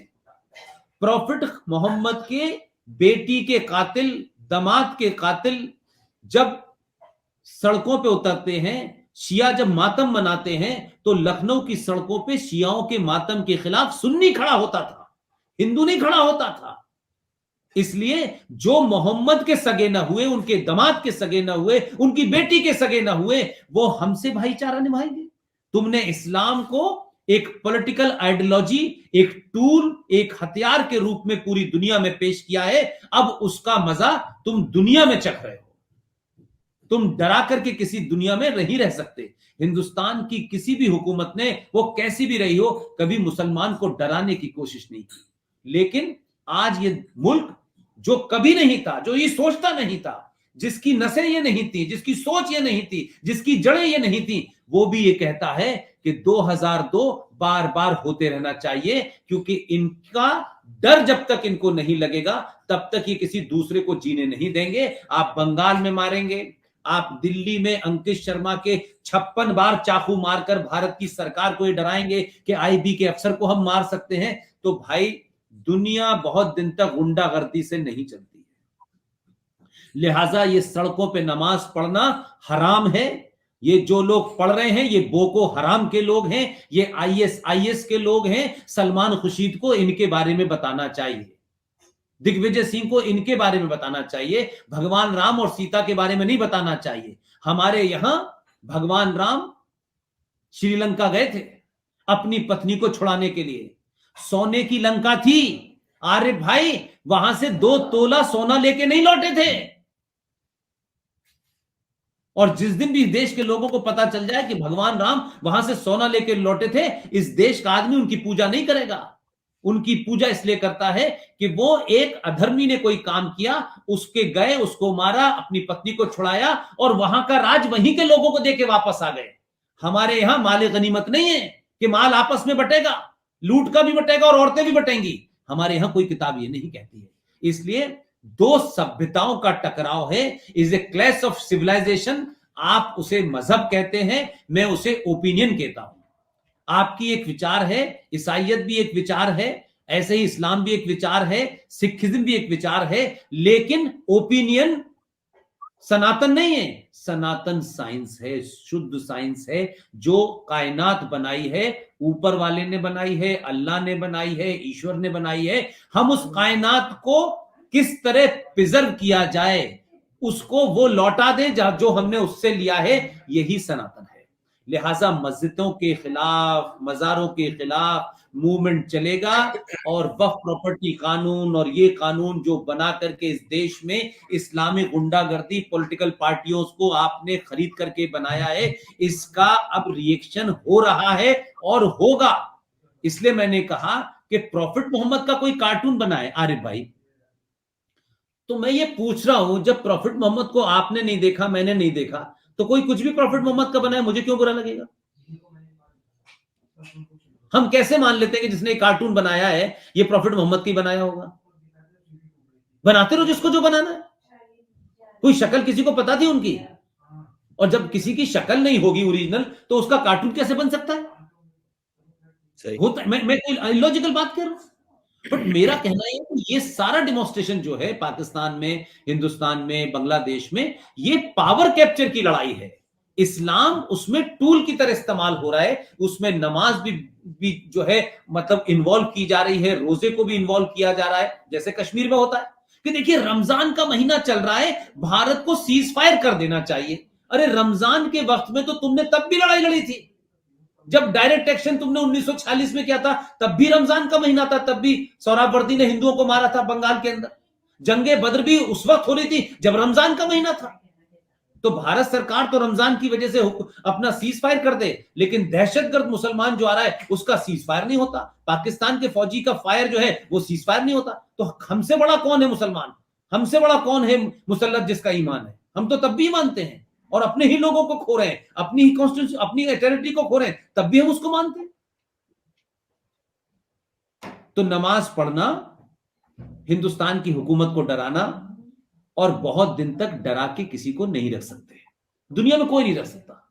इसलिए ये मुसलमानों को, पूरी दुनिया के और खासतौर से हिंदुस्तान के जो फुटकर मुसलमान हैं, जो दानिश्वर कहते हैं, जो बहुत पढ़ा लिखा कहते हैं, अगर उन्होंने वक्त रहते, जिन्हें वो जाहिल कहते हैं, अगर उन्हें नहीं समझाया तो फिर न जावेद अख्तर की जरूरत है, न नसरुद्दीन शाह की जरूरत है, न फिर मैडम शबाना आजमी की जरूरत है, और फिर ये लड़ाई आमने सामने की होगी, और फिर इस लड़ाई में कोई कानून, कोई पुलिस किसी को नहीं बचा पाएगी।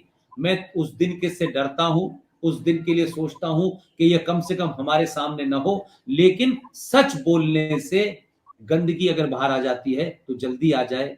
अगर आप इसे झूठ बोलना चाहते हैं, सेक्युलरिज्म, हिंदू मुस्लिम भाई भाई, ये भाईचारा, गंगा जमुना, ये बहुत दिन तक इसलिए चला कि लोगों को पता नहीं था।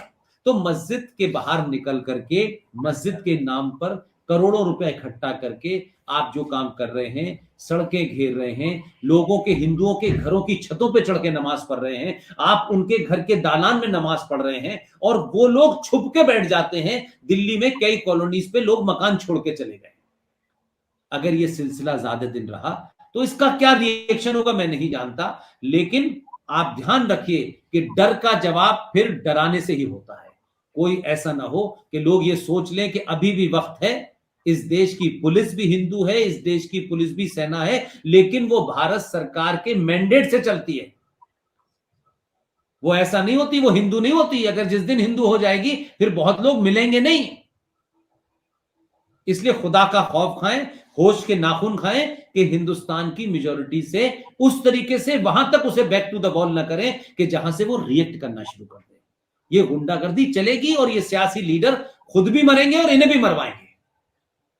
और ऐसा नहीं कि मुसलमान इस बात से अवेयर नहीं है, लेकिन मुसलमान को यह लगता है कि ये करने से ही हम पावर कैप्चर होंगे, यही हमारी मस्कुलर पावर है, यही इस्लामिक तलवार है, यही टीपू सुल्तान है। ये बहुत दिन तक टीपू सुल्तान और मस्कुलर ताकत नजर वजर नहीं आती। ये कहानी किस्से की बातें तो होती है।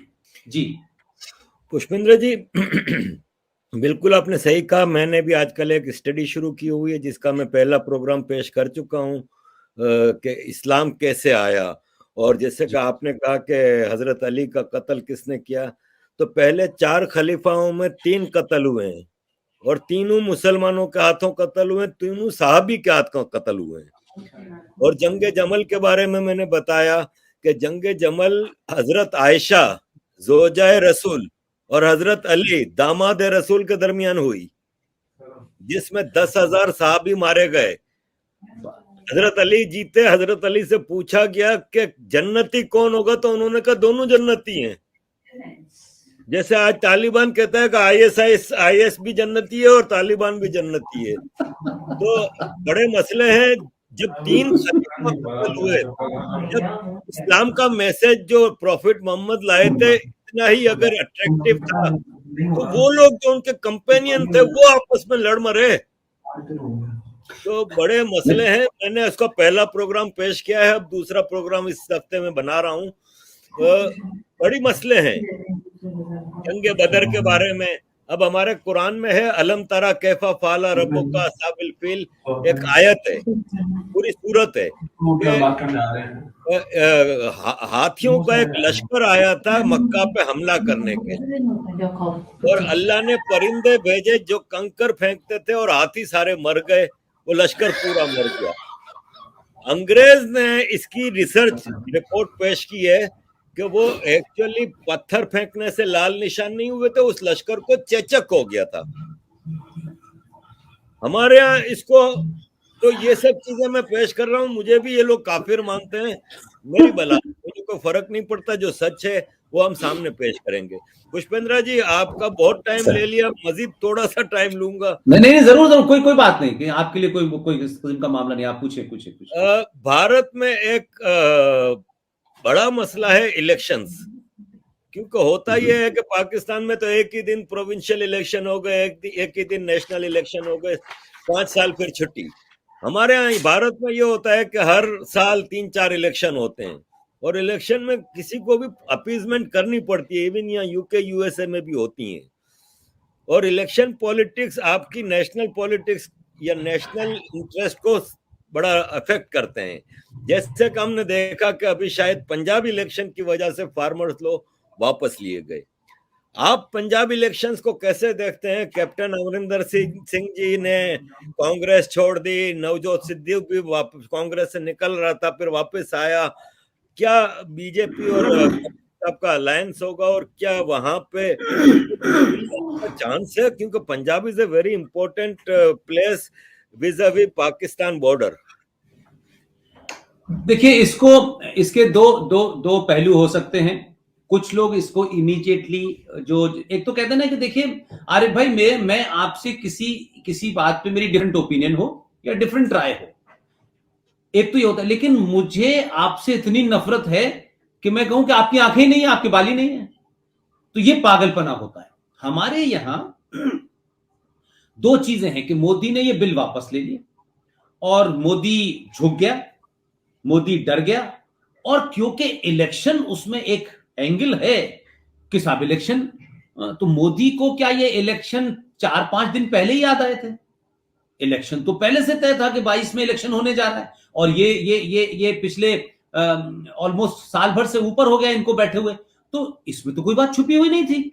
तो फिर मोदी को क्या इतनी अकल नहीं थी कि मैं इलेक्शन के ऑलमोस्ट आसपास जब ये लूंगा तो मेरे बारे में मैसेज क्या जाएगा कि मेरी एक एक एक इमेज है, एक सख्त प्राइम मिनिस्टर की इमेज है, एक डिसाइसिव प्राइम मिनिस्टर की इमेज है, एक कन्विक्शन वाले प्राइम मिनिस्टर की इमेज है। वो अपनी इमेज को टार्निश करेगा क्योंकि किसानों के बिल वापस लेने से जीत की गारंटी होती है। मैं ये नहीं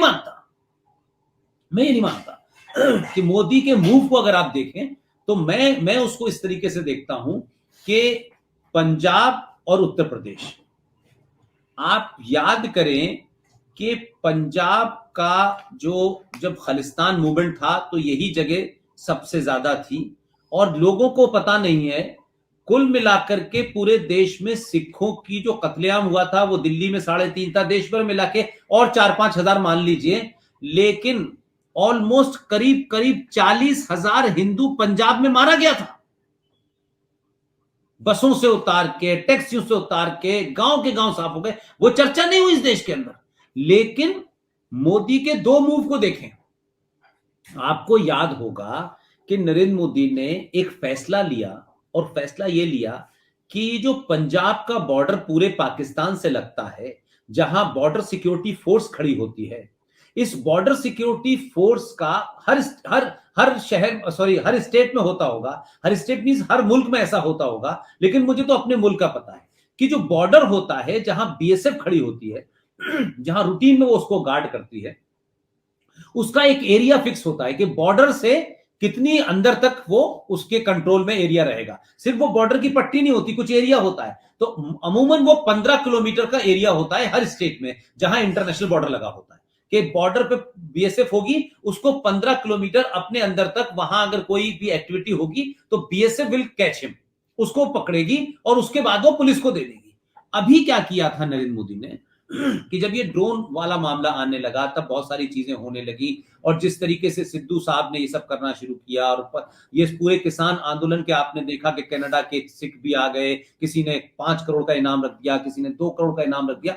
दे were provoking Modi and they were trying to divide Hindu versus Sikh with the help of so-called Muslim leader और anti Modi lobby which is available through out the country. सब लोग इसके पीछे खड़े हो गए कि भाई ये होता रहे। उनका एजेंडा राजनीति थी, लेकिन लार्जली पाकिस्तान से लेकर के जो दूसरी लोग जो भारत के उसमें दुश्मन है, उनका एजेंडा था कि ये डिवाइड बढ़ जाए और इस डिवाइड को उस पीक पे ले जाया जाए जैसे 1984 में हुआ था, और सरकार मजबूर हो जाए। तो मोदी ने पहला एक कदम उठाया था 2-3 महीने पहले, वो खबर बड़ी नहीं बनी। वो ये था कि मोदी ने कहा कि जो पंजाब का बॉर्डर पाकिस्तान के साथ लगता है, उस बॉर्डर पे पहले जो 15 किलोमीटर के इलाके में बीएसएफ मूव कर सकती थी, बीएफ किसी को पकड़ सकती थी, उसका दायरा बढ़ा करके 50 किलोमीटर कर दिया था। तो आप समझ सकते हैं कि बॉर्डर सिक्योरिटी फोर्स के पास ये पावर आ गई कि इनसाइड इंडिया वो 50 किलोमीटर तक उसकी विल चलेगी। तो उसकी वजह से इनको लगा कि 50 किलोमीटर में तो फिर हम आसपास नजर ही नहीं आएंगे। हमारे लोग 50 किलोमीटर जब कवर करेंगे तो वहां पे जो फोर्स का आदमी 50 किलोमीटर अंदर तक आ गया तो वो इसका मतलब फिर तो एक्टिविटी हम बॉर्डर पहुंच ही नहीं पाएंगे। तो इस वजह से बड़ा हंगामा हुआ। और ये मूव किस लिए उठाया गया? वो ये जान रहे थे, उनके पास रिपोर्टें थी कि इस पूरे मूवमेंट के जरिए इस देश में एक सिचुएशन क्रिएट की जा रही है जहां हुकूमत जो है ऐसे कदम उठाए जिससे हिंदुस्तान का जो सोशल फैब्रिक है वो टूट सके। और उस आपाधापी के अंदर जो होगा उसमें बहुत सारे लोगों का इंटरेस्ट है कि मोदी को डाउन करो। उनका एजेंडा यहीं तक था, लेकिन वो इन्हीं के साथ खड़े हुए। लिहाजा मोदी ने क्या किया, आप उस दिन का जिक्र करें कि जिस दिन वो जो आपके जो वो बना है हमारे आप गुरुद्वारा, उसका उन्होंने इनॉग्रेशन किया। और पर्टिकुलर डे पे किया जानबूझ के। They just wanted to give the message to the sake of this country, don't be misguided by the anti India element inside and outside. वो बार बार ये कोशिश कर रहा है कि सिख तुम वो लोग हो जिनके बच्चों को दीवारों में चिनवाया गया, जिनका शीशगंज गुरुद्वारा लाल किले के सामने बनाए, वो किन मुगल राजाओं ने कटवाई गर्दनें सिखों की, किसने कटवाई? वो बार बार ये मैसेज दे रहा है, भाई तुम गलत हाथों में जा रहे हो, ऐसे हालात पैदा हो रहे हैं कि आप दिल्ली और पंजाब के और कश्मीर में इसको बढ़ावा मिल रहा है। लिहाजा उसको लगा कि इस सब की जड़ ये है कि धीरे धीरे लोग इकट्ठे हो गए हैं इस मूवमेंट के माध्यम से। इसमें anti Modi forces, anti India forces, इसमें चर्च की लॉबी भी शामिल है, उसमें जिहादी भी शामिल है, उसमें मुल्ला मौलवी भी शामिल है, और कोई बिरयानी बना रहा है, कोई गुरुद्वारों में खीर बांट रहा है। ये सारा का सारा खेल एक लगातार पिछले साल भर से चल रहा था। क्या हिंदुस्तान का जो सिंबल है लाल किला, जहां से आप तकरीर करते हैं, कौम को खिताब करते हैं, जब उसमें वहां झंडे को उतार करके वहां आपने गड़बड़ किया, तो क्या भारत की हुकूमत और दिल्ली की पुलिस जो होम मिनिस्टर अमित शाह के अंडर में आती है, क्या उनको यह नहीं पता था कि हिंदुस्तान के मॉरल पे क्या असर पड़ेगा? क्या वो गोली से नहीं मार सकते थे? लेकिन वो प्रोवोक करके चाहते यही थे, इसलिए दिल्ली में पुलिस के ऊपर ट्रैक्टर चढ़ाया गया। ये सब कुछ इसलिए बर्दाश्त किया गया कि इसके रिपरकशंस काउंटर प्रोडक्टिव होंगे, और जो पर्पस है वो बिल कुछ भी नहीं है। कांग्रेस पार्टी के दो दो मैनिफेस्टो के अंदर इसी बिल में जो लाया गया है वो पहले से अनाउंस कर चुके थे, लेकिन अब डेस्परेशन है। तो कुल मिलाकर के मैं ये मानता हूं कि मोदी इस बात को स्मेल कर रहे थे कि इसीलिए अमरिंदर सिंह मिलने आए थे, जब वो चीफ मिनिस्टर थे तब मिलने आए थे अमित शाह से, और अमित शाह को जो उन्होंने फाइल दी है, अमित शाह को जो डॉक्यूमेंट दिए हैं, इसलिए आपने ध्यान होगा कि जब वो कॉरिडोर खुल रहा था तब भी उन्होंने कहा था, तब भी वो इसके खुश नहीं थे। और जिस तरीके से सिद्धू उस पार्टी का रहते हुए बाजवा से गले मिला, तब भी उन्होंने कहा यह एंटी नेशनल एक्टिविटी है। ये एक तरीके से अगर आप अमरिंदर सिंह को देखें तो अमरिंदर सिंह तो कांग्रेस पार्टी के उस दौर के हैं जिन्होंने सोनिया की शादी में इन्वॉल्व थे। ये लोग तो मीडिएटर थे उस जमाने के। लेकिन अमरिंदर सिंह एक हार्डकोर नेशनलिस्ट हैं। ये बात मैं पिछले 5 साल पहले भी कह चुका हूं, 4 साल पहले भी कह चुका हूं, और उन्होंने बाकायदा बीजेपी के सामने एक चैलेंज था। बीजेपी ने कहा कि क्योंकि वहां उनकी कोई लोकल लीडरशिप कभी नहीं थी और वहां अकाली दल से उनका एक मुआहदा था, अकाली दल में बाप बेटे थे और एक वो लड़की थी, यही 3 लोग चलाते थे। और अगर आप ध्यान से याद करें तो अकालियों ने ही, वो उस जमाने जिस जमाने आप वहां भिंडरवाला पैदा हुआ और ये तमाम सारी चीजें हुई, उसमें अकालियों का बड़ा रोल था, देवर बिहाइंड दिस। लेकिन बीजेपी के पास उस तरीके की सेंट्रल लीडरशिप भी वीक थी, और पाकिस्तान, उनके पंजाब में इनका पास कोई लीडर नहीं था, तो ये सिर्फ एक खाना पूरी के लिए अकाली के साथ चलाते थे।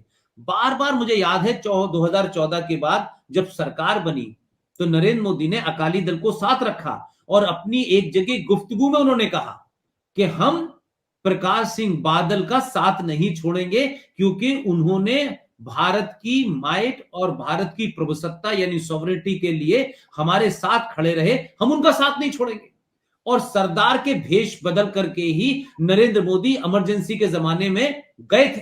ये तमाम सारी चीजें हैं।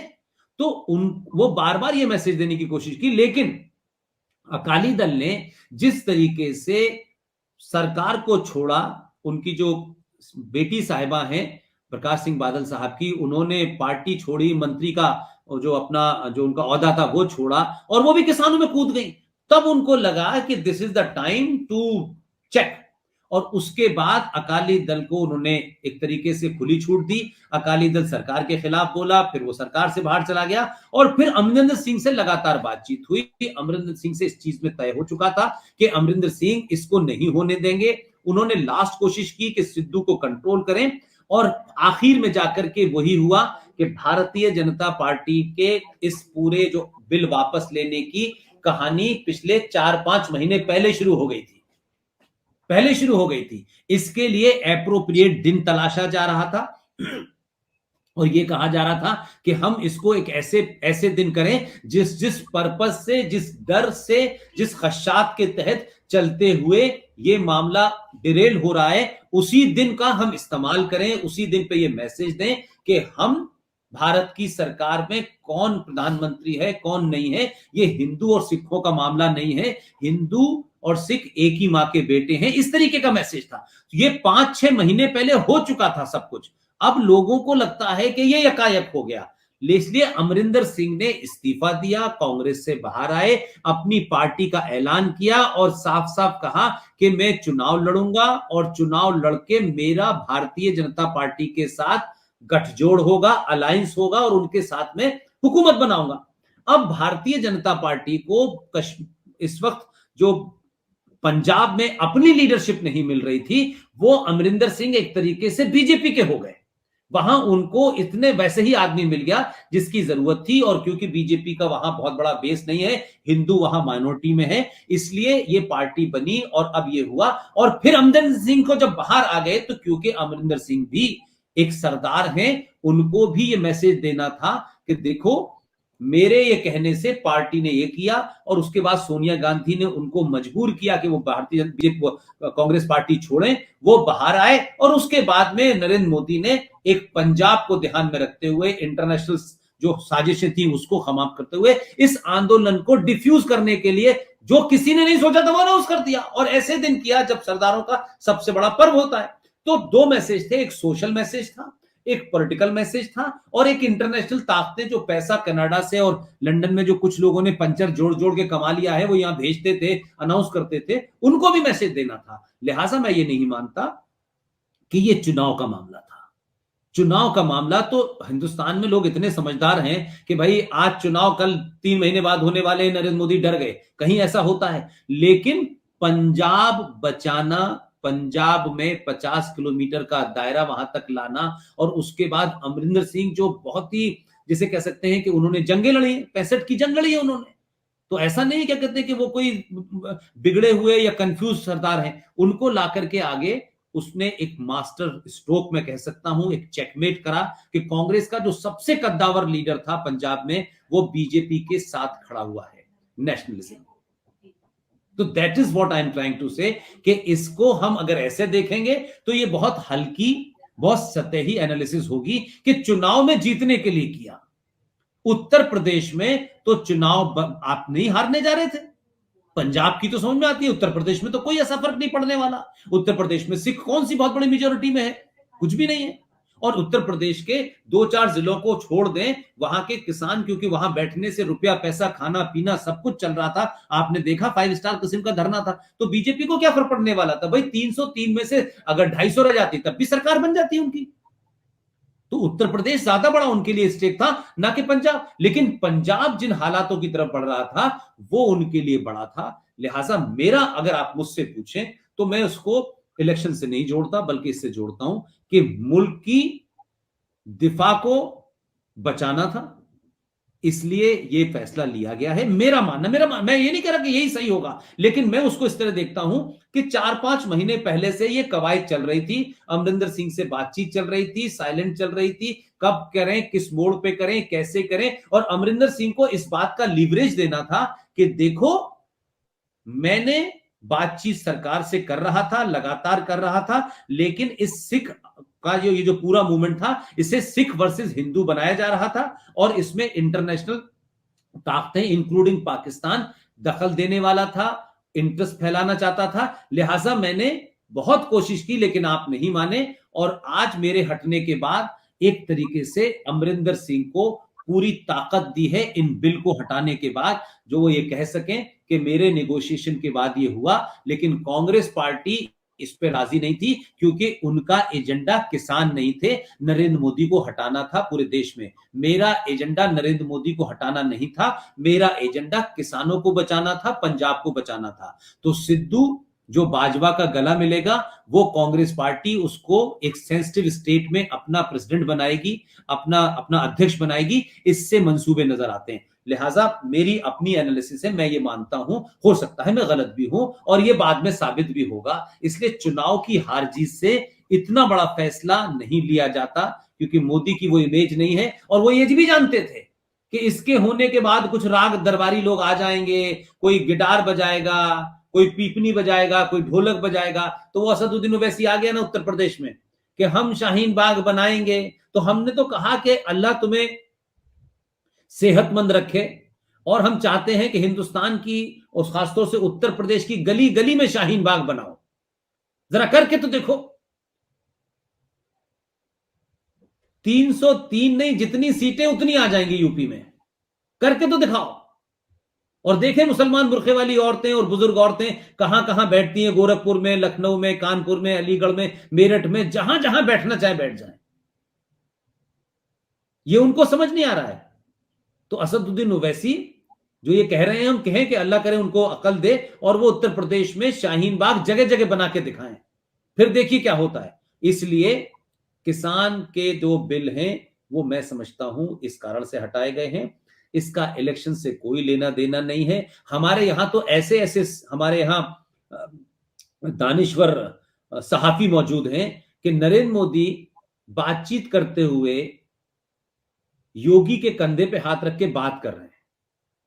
लोग कह रहे हैं कि यह तस्वीर सिर्फ खिंचवाई गई है ताकि ऑडियंस को यह मैसेज दिया जाए कि नरेंद्र मोदी योगी के साथ हैं, अंदर से तो योगी को वो समाप्त करना चाहते हैं। अगर कोई थोड़ा सा भी अक्लमंद होगा, और मैं मान भी लूं थोड़ी देर के लिए कि 2024 का इलेक्शन नरेंद्र मोदी को लड़ना है, और उत्तर प्रदेश एक ऐसा हमारे यहां का सूबा है जहां लोकसभा की 80 सीटें हैं, 80। अगर 80 सीटों वाले सूबे में नरेंद्र मोदी, जो वहां का सबसे ताकतवर और मोस्ट एक्सेप्टेबल वहां का चीफ मिनिस्टर है, उसे नीचा दिखा करके उसे कमजोर करेगा, तो क्या मुझे बताइए नरेंद्र मोदी 2024 में उस 80 सूबों वाले इस जगह से, वहां से कुछ ले पाएगा? अगर वहां दूसरी हुकूमत बैठ गई और योगी की जगह उसे हटा करके किसी और दूसरा आ गया, तो 80 सीटें जीत पाएगा? अपनी हुकूमत होगी तो हजारों काम वो 2024 तक ऐसे और करेगा कि जो लोगों में छोटे मोटे गुस्से हैं उसे दूर करेगा। लेकिन हमारे सहाफी अपनी ख्वाहिश को खबर बना रहे हैं, तो अब उसमें तो कुछ नहीं कह सकते भाई। तो मजबूरी यह है कि आप सही एनालिसिस तो करें, अपनी अपनी ख्वाहिशों को एक डिब्बे में रखें। मेरी और आपकी ख्वाहिश कुछ हो सकती है, लेकिन वो खबर है या नहीं है ये भी देखना जरूरी है। पुष्पेंद्र जी, आपने यूपी इलेक्शन का जिक्र किया, आपने ये तो बता दिया कि बीजेपी का कैंडिडेट योगी जी होंगे। आप अखिलेश यादव और बाकी जो अपोजिशन है उनको कैसे देखते हैं? यूपी इलेक्शंस के बारे में कुछ बताइए। देखिए, मेरा मानना यह है कि इसमें एक एक सच्चाई ये भी है कि बहुत सारे लीडर जो यूपी के थे, और क्योंकि उत्तर प्रदेश हमेशा चाहे कांग्रेस हो या दीगर पार्टियां रही हो, बीच की अगर आप छोड़ दें, चाहे इंदिरा गांधी रही हो या नेहरू जी रहे, सबने चुनाव जो है वो यूपी से ही लड़ा। उस जमाने उत्तराखंड नहीं था, उस वक्त यूपी की 84 सीटें होती थी। और नरेंद्र मोदी जो गुजराती हैं, और लैंग्वेज का भी मामला है, खान पान का भी मामला है, वो नरेंद्र मोदी गुजरात से चुनाव नहीं लड़े लोकसभा का, वो नरेंद्र मोदी बनारस से चुनाव लड़े 2014 का और 2019 का। और बनारस क्यों चुना उन्होंने? बनारस सनातनी हिंदुओं का वो गढ़ है जिसे आप कल्चरल कैपिटल ऑफ इंडिया कहते हैं। इसलिए बनारस एक ऐसे सेंटर में है कि जहां से पूरे ईस्टर्न वेस्टर्न उत्तर प्रदेश को आप कंट्रोल करते हैं। एक हमारे यहां जो भगवान शिव के जो जिसे कह सकते हैं महाकाल है, उसका एक पीठ है। जैसे उज्जैन में एक पीठ है, जैसे नासिक में एक है, उसी तरीके से काशी में है। और काशी में अपनी कंट्रोवर्सी है, और शुद्ध रूप से वहां खांटी का, जिसे हम कह सकते हैं कि हमारे जितने भी मठ हैं, हमारे जो मोक्ष का स्थान है, जब हमारे यहां किसी की डेथ हो जाती है तो कहते हैं कि बनारस में उसका अंतिम संस्कार करने से उसे मोक्ष मिल जाता है, या नहीं वो आजाद हो जाता है पुनर्जन्म के लिए। तो इस तरीके की जगह है, और वहां बड़े आस्थाओं का मामला है। बनारस में जाकर के चुनाव लड़ना 2-2 बार, इस बात का मैसेज है कि उत्तर प्रदेश के लिए, सनातनी हिंदू के लिए, आस्थावान हिंदू के लिए, कल्चरल पॉइंट ऑफ व्यू से, आप और उसके मंदिर के पॉइंट ऑफ व्यू से बनारस कितना इंपॉर्टेंट है। तो मैं ये मानता हूं कि अखिलेश जी जो हैं उनका एक संकट समझिए। अखिलेश के पास आज ये कहने के लिए नहीं है कि मैं एक गरीब परिवार में पैदा हुआ था, हमारी मां तो चूल्हे में रोटी बनाती थी। ये लालू और मुलायम तक तो था कि मुलायम और लालू कहते थे भाई हम 4 बजे उठ के भैंसे चराने जाते हैं और हम उन्हें बहुत गरीब हैं। हम लालू खुद किसी चपरासी हुआ करते थे किसी उसमें। तो आज उनकी जो औलादे हैं वो तो स्पेशल प्लेन में अपना बर्थडे केक काट के बना रही हैं हवा में। मुलायम सिंह के परिवार में 5-5 करोड़ की गाड़ियों पे उनके बच्चे घूम रहे हैं। मेरा यह सवाल नहीं कि क्यों घूम रहे हैं, लेकिन ये अखिलेश जी ये नहीं आज कार्ड खेल सकते कि देखिए साहब यादवों के साथ बहुत बुरा हुआ।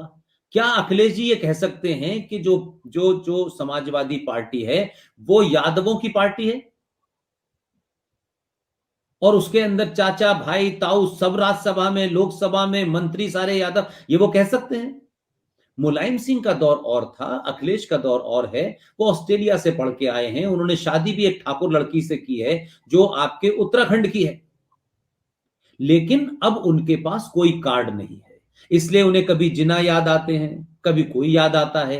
और जो एक बदमाश किस्म का गुंडा जिसे मैं मानता हूं, जिसके ऊपर देशद्रोह का मुकदमा चलना चाहिए था, लेकिन उसकी उम्र ये उस वक्त इजाजत नहीं देती थी कि उसके ऊपर गद्दारी का मुकदमा चले, जिसका नाम आजम खां है।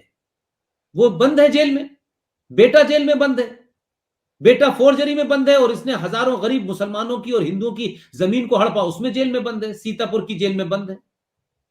अगर मुसलमान और यादव भाई भाई हैं, जिसे आप माई कॉम्बिनेशन कहते थे, वाई से आप एम से मुसलमान और वाई से यादव कहते थे, तो अखिलेश यादव आजम खां के बारे में क्यों नहीं बोल रहे आज? और मुसलमान और यादव के गठजोड़ का सवाल क्यों नहीं उठा रहे आप? वो ये जानते हैं कि अब ये नहीं है, लिहाजा एक लड़ाई जिसे कहते हैं लड़ने के लिए लड़ी जा रही है। सब एक्सपोज हो चुके हैं, हजारों हजारों बीघा जमीन इनके रिश्तेदारों ने किस तरीके से वृंदावन के पास उठा रखी है। बहुत सारी चीजें हैं, किस किस ठेके में क्या हुआ। लिहाजा मैं आज अखिलेश में के साथ में उन लोगों को देखता हूं कि जितनी विद इन बीजेपी में भी वो लोग जो मोदी से कहीं कहीं अपने आप को ये मानते हैं कि उन्हें प्राइम मिनिस्टर होना चाहिए था, 2-2 बार ये प्राइम मिनिस्टर हो गया। ये बात अलग है कि उनकी अपनी औकात नहीं है कि वो अपना चुनाव अपने आप जीत सकें, ऐसे बहुत से लोग हैं, और लेकिन उनको अपनी जाति का बड़ा घमंड है, इसलिए वो कोशिश में लगे हैं कि मोदी को कमजोर करें। बहुत सारे लोग हैं ऐसे, मैं ही मानता हूं, इसमें कोई बात छुपी हुई नहीं है। वो अपने अंदर खाने काम करते रहते हैं और इसलिए उनको लगता है कि हम इधर भी रहेंगे इधर भी रहेंगे और मोदी कमजोर होगा तो हमारी दुकान चलेगी। ये काम बहुत दिन से चल रहा है और उसमें उत्तर प्रदेश के कुछ लीडर शामिल हैं। खुद योगी के साथ में जो लोग डिप्टी सीएम बने वो इसमें शामिल हैं, क्योंकि उनको लगता है कि उनको बनना चाहिए मुख्यमंत्री, क्योंकि योगी तो मुख्यमंत्री का चेहरा नहीं था। लेकिन योगी जब मुख्यमंत्री बना तो उसने अपना एक ऑरा क्रिएट कर दिया, उसने साबित कर दिया मैं कैसे चलाऊंगा। आज कोई योगी के ऊपर ये तो नहीं कह सकता कि योगी ने कोई करप्शन किया है। आज तक बताइए योगी पे कोई चुनाव लगा हो कि योगी ने यहां पैसा खा लिया वहां कैसा खा लिया, इनके रिश्तेदार। वो तो अपने अपने वालिद की जब डेथ हुई तो उसने कहा, उस वक्त कोई प्रोग्राम था यहां यूपी में, उसने कहा मेरी जिम्मेदारी सीएम पद पर इस सूबे को चलाने की है, मैं इस वक्त सूबे को कोविड में बचाने जाऊं या अपने वालिद के इंतकाल की आखिरी रसूमात में जाऊं। वो नहीं गया। अब आप कैसे लोग हैं टेलीविजन पे बैठ के ये कहते हैं कि ये कैसी औलाद है जो अपने बाप के मरने पे नहीं गया। तो ये नहीं समझेंगे ना कि योगी क्यों बना, वो ये गेरुए बस उसने क्यों पहने, ये लोगों को नहीं पता। इसलिए लोग हल्के तरीके से चिन्ह करते हैं। लिहाजा मैं मानता हूं कि अखिलेश क्योंकि उन सब पार्टियों में एक बड़ा फेस है। कांग्रेस का कौन प्रेसिडेंट है ये किसी को पता ही नहीं है यूपी में। कोई नाम बता दे कि कांग्रेस का प्रेसिडेंट कौन है, कोई बता दे कांग्रेस के जितने बड़े लीडर थे जो उत्तर प्रदेश से चुनाव हार रहे थे वो वहां क्यों गए, वायनाड क्यों गए। वो इतने बड़े लीडर थे तो उनको मुसलमानों की थिकली कॉन्स्टिट्यूंसी वायनाड में जाकर के क्यों चुनाव जीतना पड़ा। बनारस में मोदी के खिलाफ खड़े होते राहुल गांधी, तो हम भी देखते, योगी के खिलाफ खड़े होते। लेकिन सवाल यह है कि उत्तर प्रदेश में मोहतरमा जीत गई है लेकिन बेटा तो हार गया था। तो बेटा हार गया तो वो तो वायनाड चले गए, अब उत्तर प्रदेश में क्या करें? तो ये सब मिलकर के एक माहौल क्रिएट कर रहे हैं, और उस माहौल में ना तो मायावती के पास कोई चेहरा है, क्योंकि Mayawati is a spent force. अब सिर्फ वो बयान और प्रेस रिलीज जारी कर सकती हैं और कुछ नहीं कर सकती। वो पूरा पूरा Modi belongs to a OBC community. तो आज अखिलेश यादव के पास ये भी कार्ड नहीं खेल सकते कि देखिए मैं ओबीसी हूं। ओबीसी का मतलब अदर बैकवर्ड क्लासेस। तो बैकवर्ड कम्युनिटी में तो मोदी आता है, तो मोदी तो बैकवर्ड कम्युनिटी का प्राइम मिनिस्टर है, और मोदी ने तो बैकवर्डों के लिए काम किया। मोदी ने तो इस देश में छोटी छोटी प्रॉब्लम जो गांव और छोटे छोटे शहरों में होती हैं कि लोगों के घरों में टॉयलेट नहीं है, उसके बारे में सोचा। मोदी ने तो गांव के डीपेस्ट एरिया के अंदर गैस पहुंचा दी, जहां घर में 2 ही वक्त खाना बनता था। तो आज उसको कैसे काउंटर करें? लिहाजा अखिलेश एक फेस तो दिखता है हमें, लेकिन बीजेपी कांग्रेस पार्टी है या बसपा है, इनका तो फेस ही नहीं है।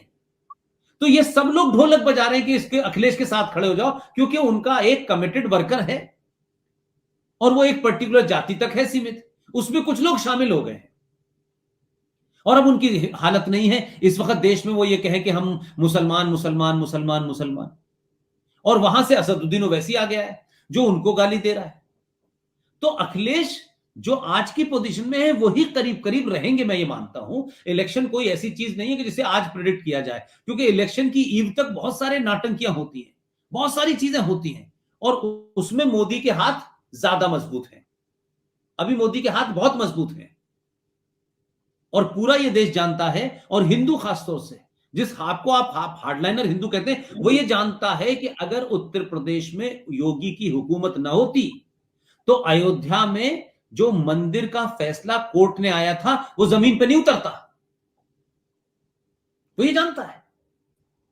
इसलिए वो जो कमिटेड वोटर है, जो मोदी को नहीं जानता, वो उस मंदिर को देखता है, वो उस अयोध्या को देखता है, उस फैसले को देखता है, मोदी का कमिटमेंट देखता है, मोदी डेवलपमेंट की भी बात करता है। आज अयोध्या में दिवाली कैसे हो रही है, मथुरा में तो ये तमाम सारी जो वो एक बहुत बड़ी हमारी कॉन्स्टिट्यूंसी है जो कभी ये मानती नहीं थी कि उनके लिए कुछ किया जा रहा है, तो वो भी है। और उसके अलावा बहुत सारी ऐसी चीजें हैं। ये मुझे लगता है कि पूरी की पूरी आप अखिलेश का अगर पूरा कैंपेन का अंदाजा देखें तो वो डाइवर्ट करने की कोशिश कर रहे हैं। अगर डेवलपमेंट की बात है तो इस पे बात करो ना, ये तो इस पे तो बात होगी ना भाई। इस देश में चुनाव आरिफ भाई, बिजली, पानी और सड़क, ये 3 मुद्दे होते थे, और बैकवर्ड और दलित और मुसलमान का वोट किसे जा रहा है? आप कोई बताता है? आज आपने इतने दिन से एनालिसिस सुनी कि कोई पूछ रहा हो, कोई रिपोर्टर बता रहा हो कि मुसलमान किस तरफ जा रहे हैं? मुसलमान के वोट को भारतीय जनता पार्टी के नरेंद्र मोदी ने इररिलेवेंट बना दिया है। उसने कहा जिसको दिल चाहे तुम दो जाओ, मुझे नहीं दोगे मत दो, लेकिन खुल के कहो कि हम मोदी को वोट नहीं देंगे। वो कह भी नहीं पा रहे बेचारे। इसलिए मैंने कहा ना कि डर के आगे जीत होती है। ये जो डरा साहब मुसलमान नाराज है और हिंदू को, बीजेपी को नहीं देंगे, आरएसएस को नहीं देंगे, उनका मत दो जाओ, हमें मत दो जाओ। अगर परसेंटेज पे तय होगी तो क्या बात पड़ता है? 25% हिंदू साथ खड़े हो गए तो खत्म हो गई कहानी तुम्हारी। 90 करोड़ हिंदू हैं, उसमें से 25 करोड़ मोदी के साथ खड़े हो गए तो मुसलमान की दुकान कहां चलेगी? जाओ मत दो, तुम शकीबुर रहमान बर्क को दो जाओ, जो तुम्हारा दिल करे। तो आपने अपनी रिलेवेंट खुद कर दी, खत्म। तो मैं मानता हूं कि उत्तर प्रदेश में आज तक की जो है सिचुएशन कोई बहुत खराब नहीं है, लेकिन जो अभी मोदी के हाथ में कई सारे एजेंडे हैं उसमें से बाहर आएंगे तो बिल्कुल आपको एक तरफा इलेक्शन नजर आएगा। फिर ये जो किसान आंदोलन और फलाना आंदोलन, ये दोबारा पैदा होने वाले नहीं है। अब इसको लोग कुछ भी कह लें, इसको कोई मास्टर स्ट्रोक कह ले या इसको कोई बड़ा डिसीजन कह ले, और बहुत सारे पत्रकार जो बेरोजगार हो गए वो आजकल यूट्यूब पे बैठ करके तरह तरह की बातें करते हैं, और एक नया शगुफा निकला है, हु आफ्टर मोदी। तो मोदी तो जान ही रहा अभी का, तो आफ्टर की बात कहां से आ गई? लेकिन एक नया शगुफा, क्योंकि हमारे यहां यह है ना कि दिल बहलाने के लिए गालिब ये ख्याल अच्छा है कि तुम भी ताश खेलो और हम भी ताश खेलें, और कह दो हमारी चाल आ गई और तुम्हारी चाल आ गई, और 2 लोग ताश खेल रहे हैं और बीच में एक आदमी ने बोला आप बार बार चाल खेल रहे हैं, 5 करोड़ की चाल खेल रहे हैं, या तो 5 पैसे भी नहीं है। तो वो दोनों बोले कि हम लोग हारे हुए नवाब हैं, अपना शौक पूरा कर रहे हैं।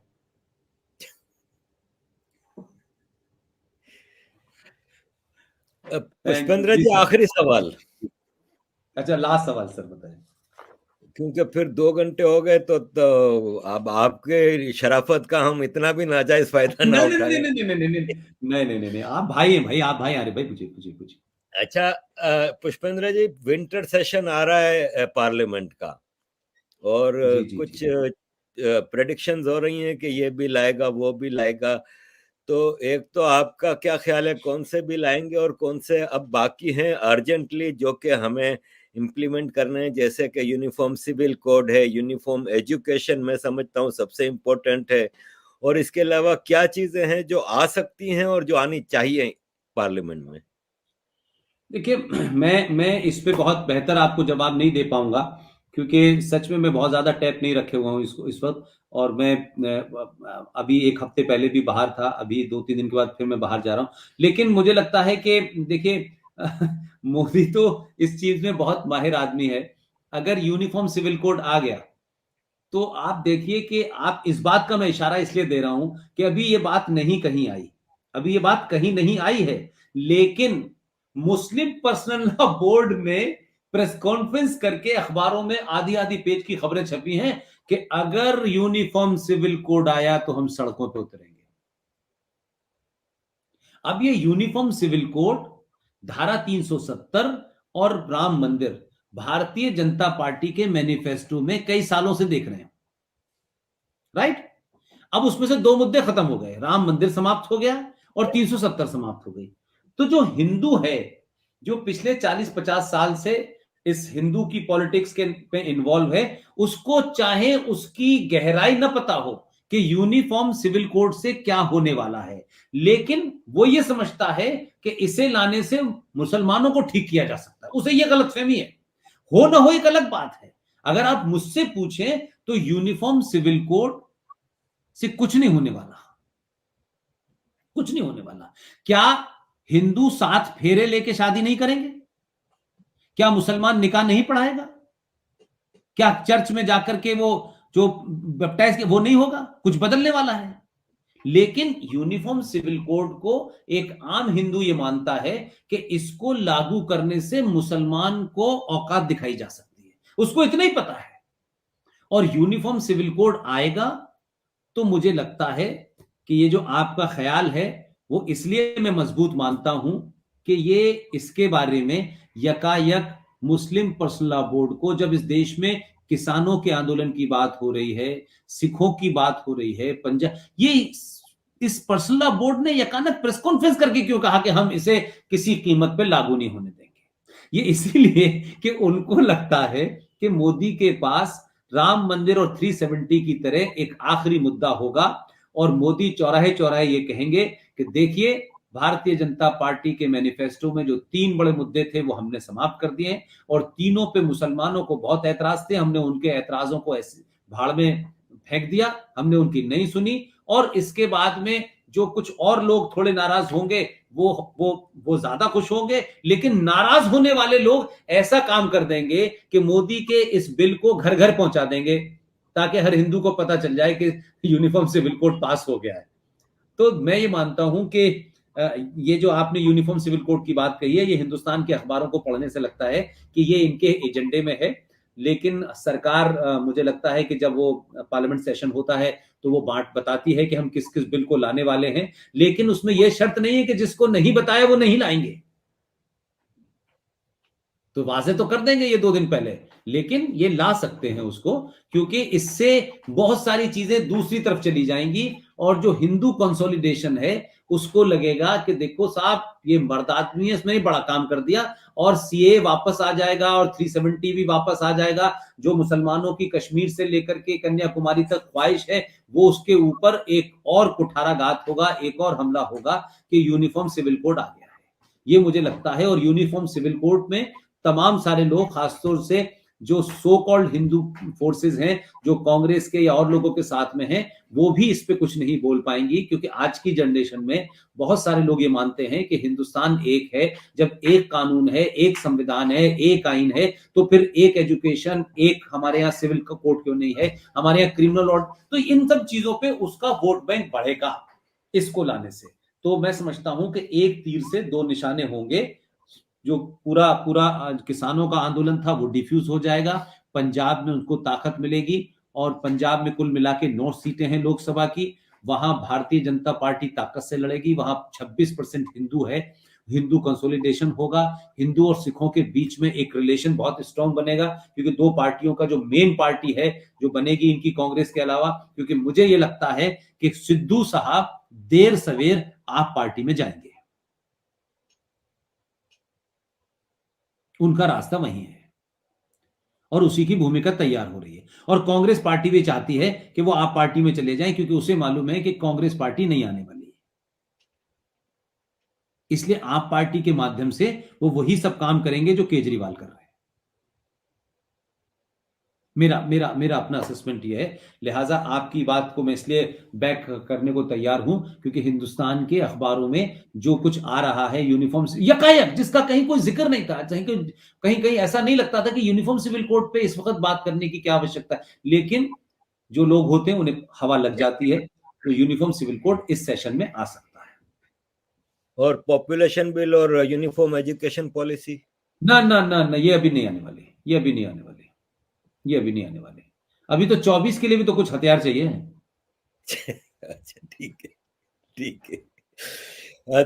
शुक्रिया Pushpendra ji, thank you very much. It was again a learning session, और काफी चीजें मैं तो एज ए स्टूडेंट सुनता रहा, और मुझे आगे स्टडी के लिए और रास्ते खुल जाते हैं आपकी बातें सुन के। जो वक्फ बोर्ड के हवाले से मैंने चीजें सुनी, मैंने पिछले दिनों आपकी एक वीडियो देखी थी जिसमें आपने 12 साल के बच्चे के बारे में बताया था जिसने जमीन खोदी थी 65 की जंग में जब भारत की फौज जा रही थी। रामपुर। तो मैंने फिर उसकी खुल के जाकर स्टडी क्योंकि आपने तो मुख्तसरन बताया था, तो आपकी बातों से कई चीजें खुलती हैं। तो thank you very much sir, thank you very much. बहुत बहुत शुक्रिया, बहुत बहुत शुक्रिया। आपको अल्लाह सेहत दे और आप अच्छी तरह रहें, खुश रहें, यही मेरी आपके लिए दुआ है। बहुत बहुत शुक्रिया, हमको याद करा आपने और याद करते रहा करिए, हम आपके लिए अवेलेबल हैं। थैंक यू वेरी मच, बहुत बहुत शुक्रिया सर। थैंक यू सर, जय हिंद। जय हिंद, जय हिंद सर।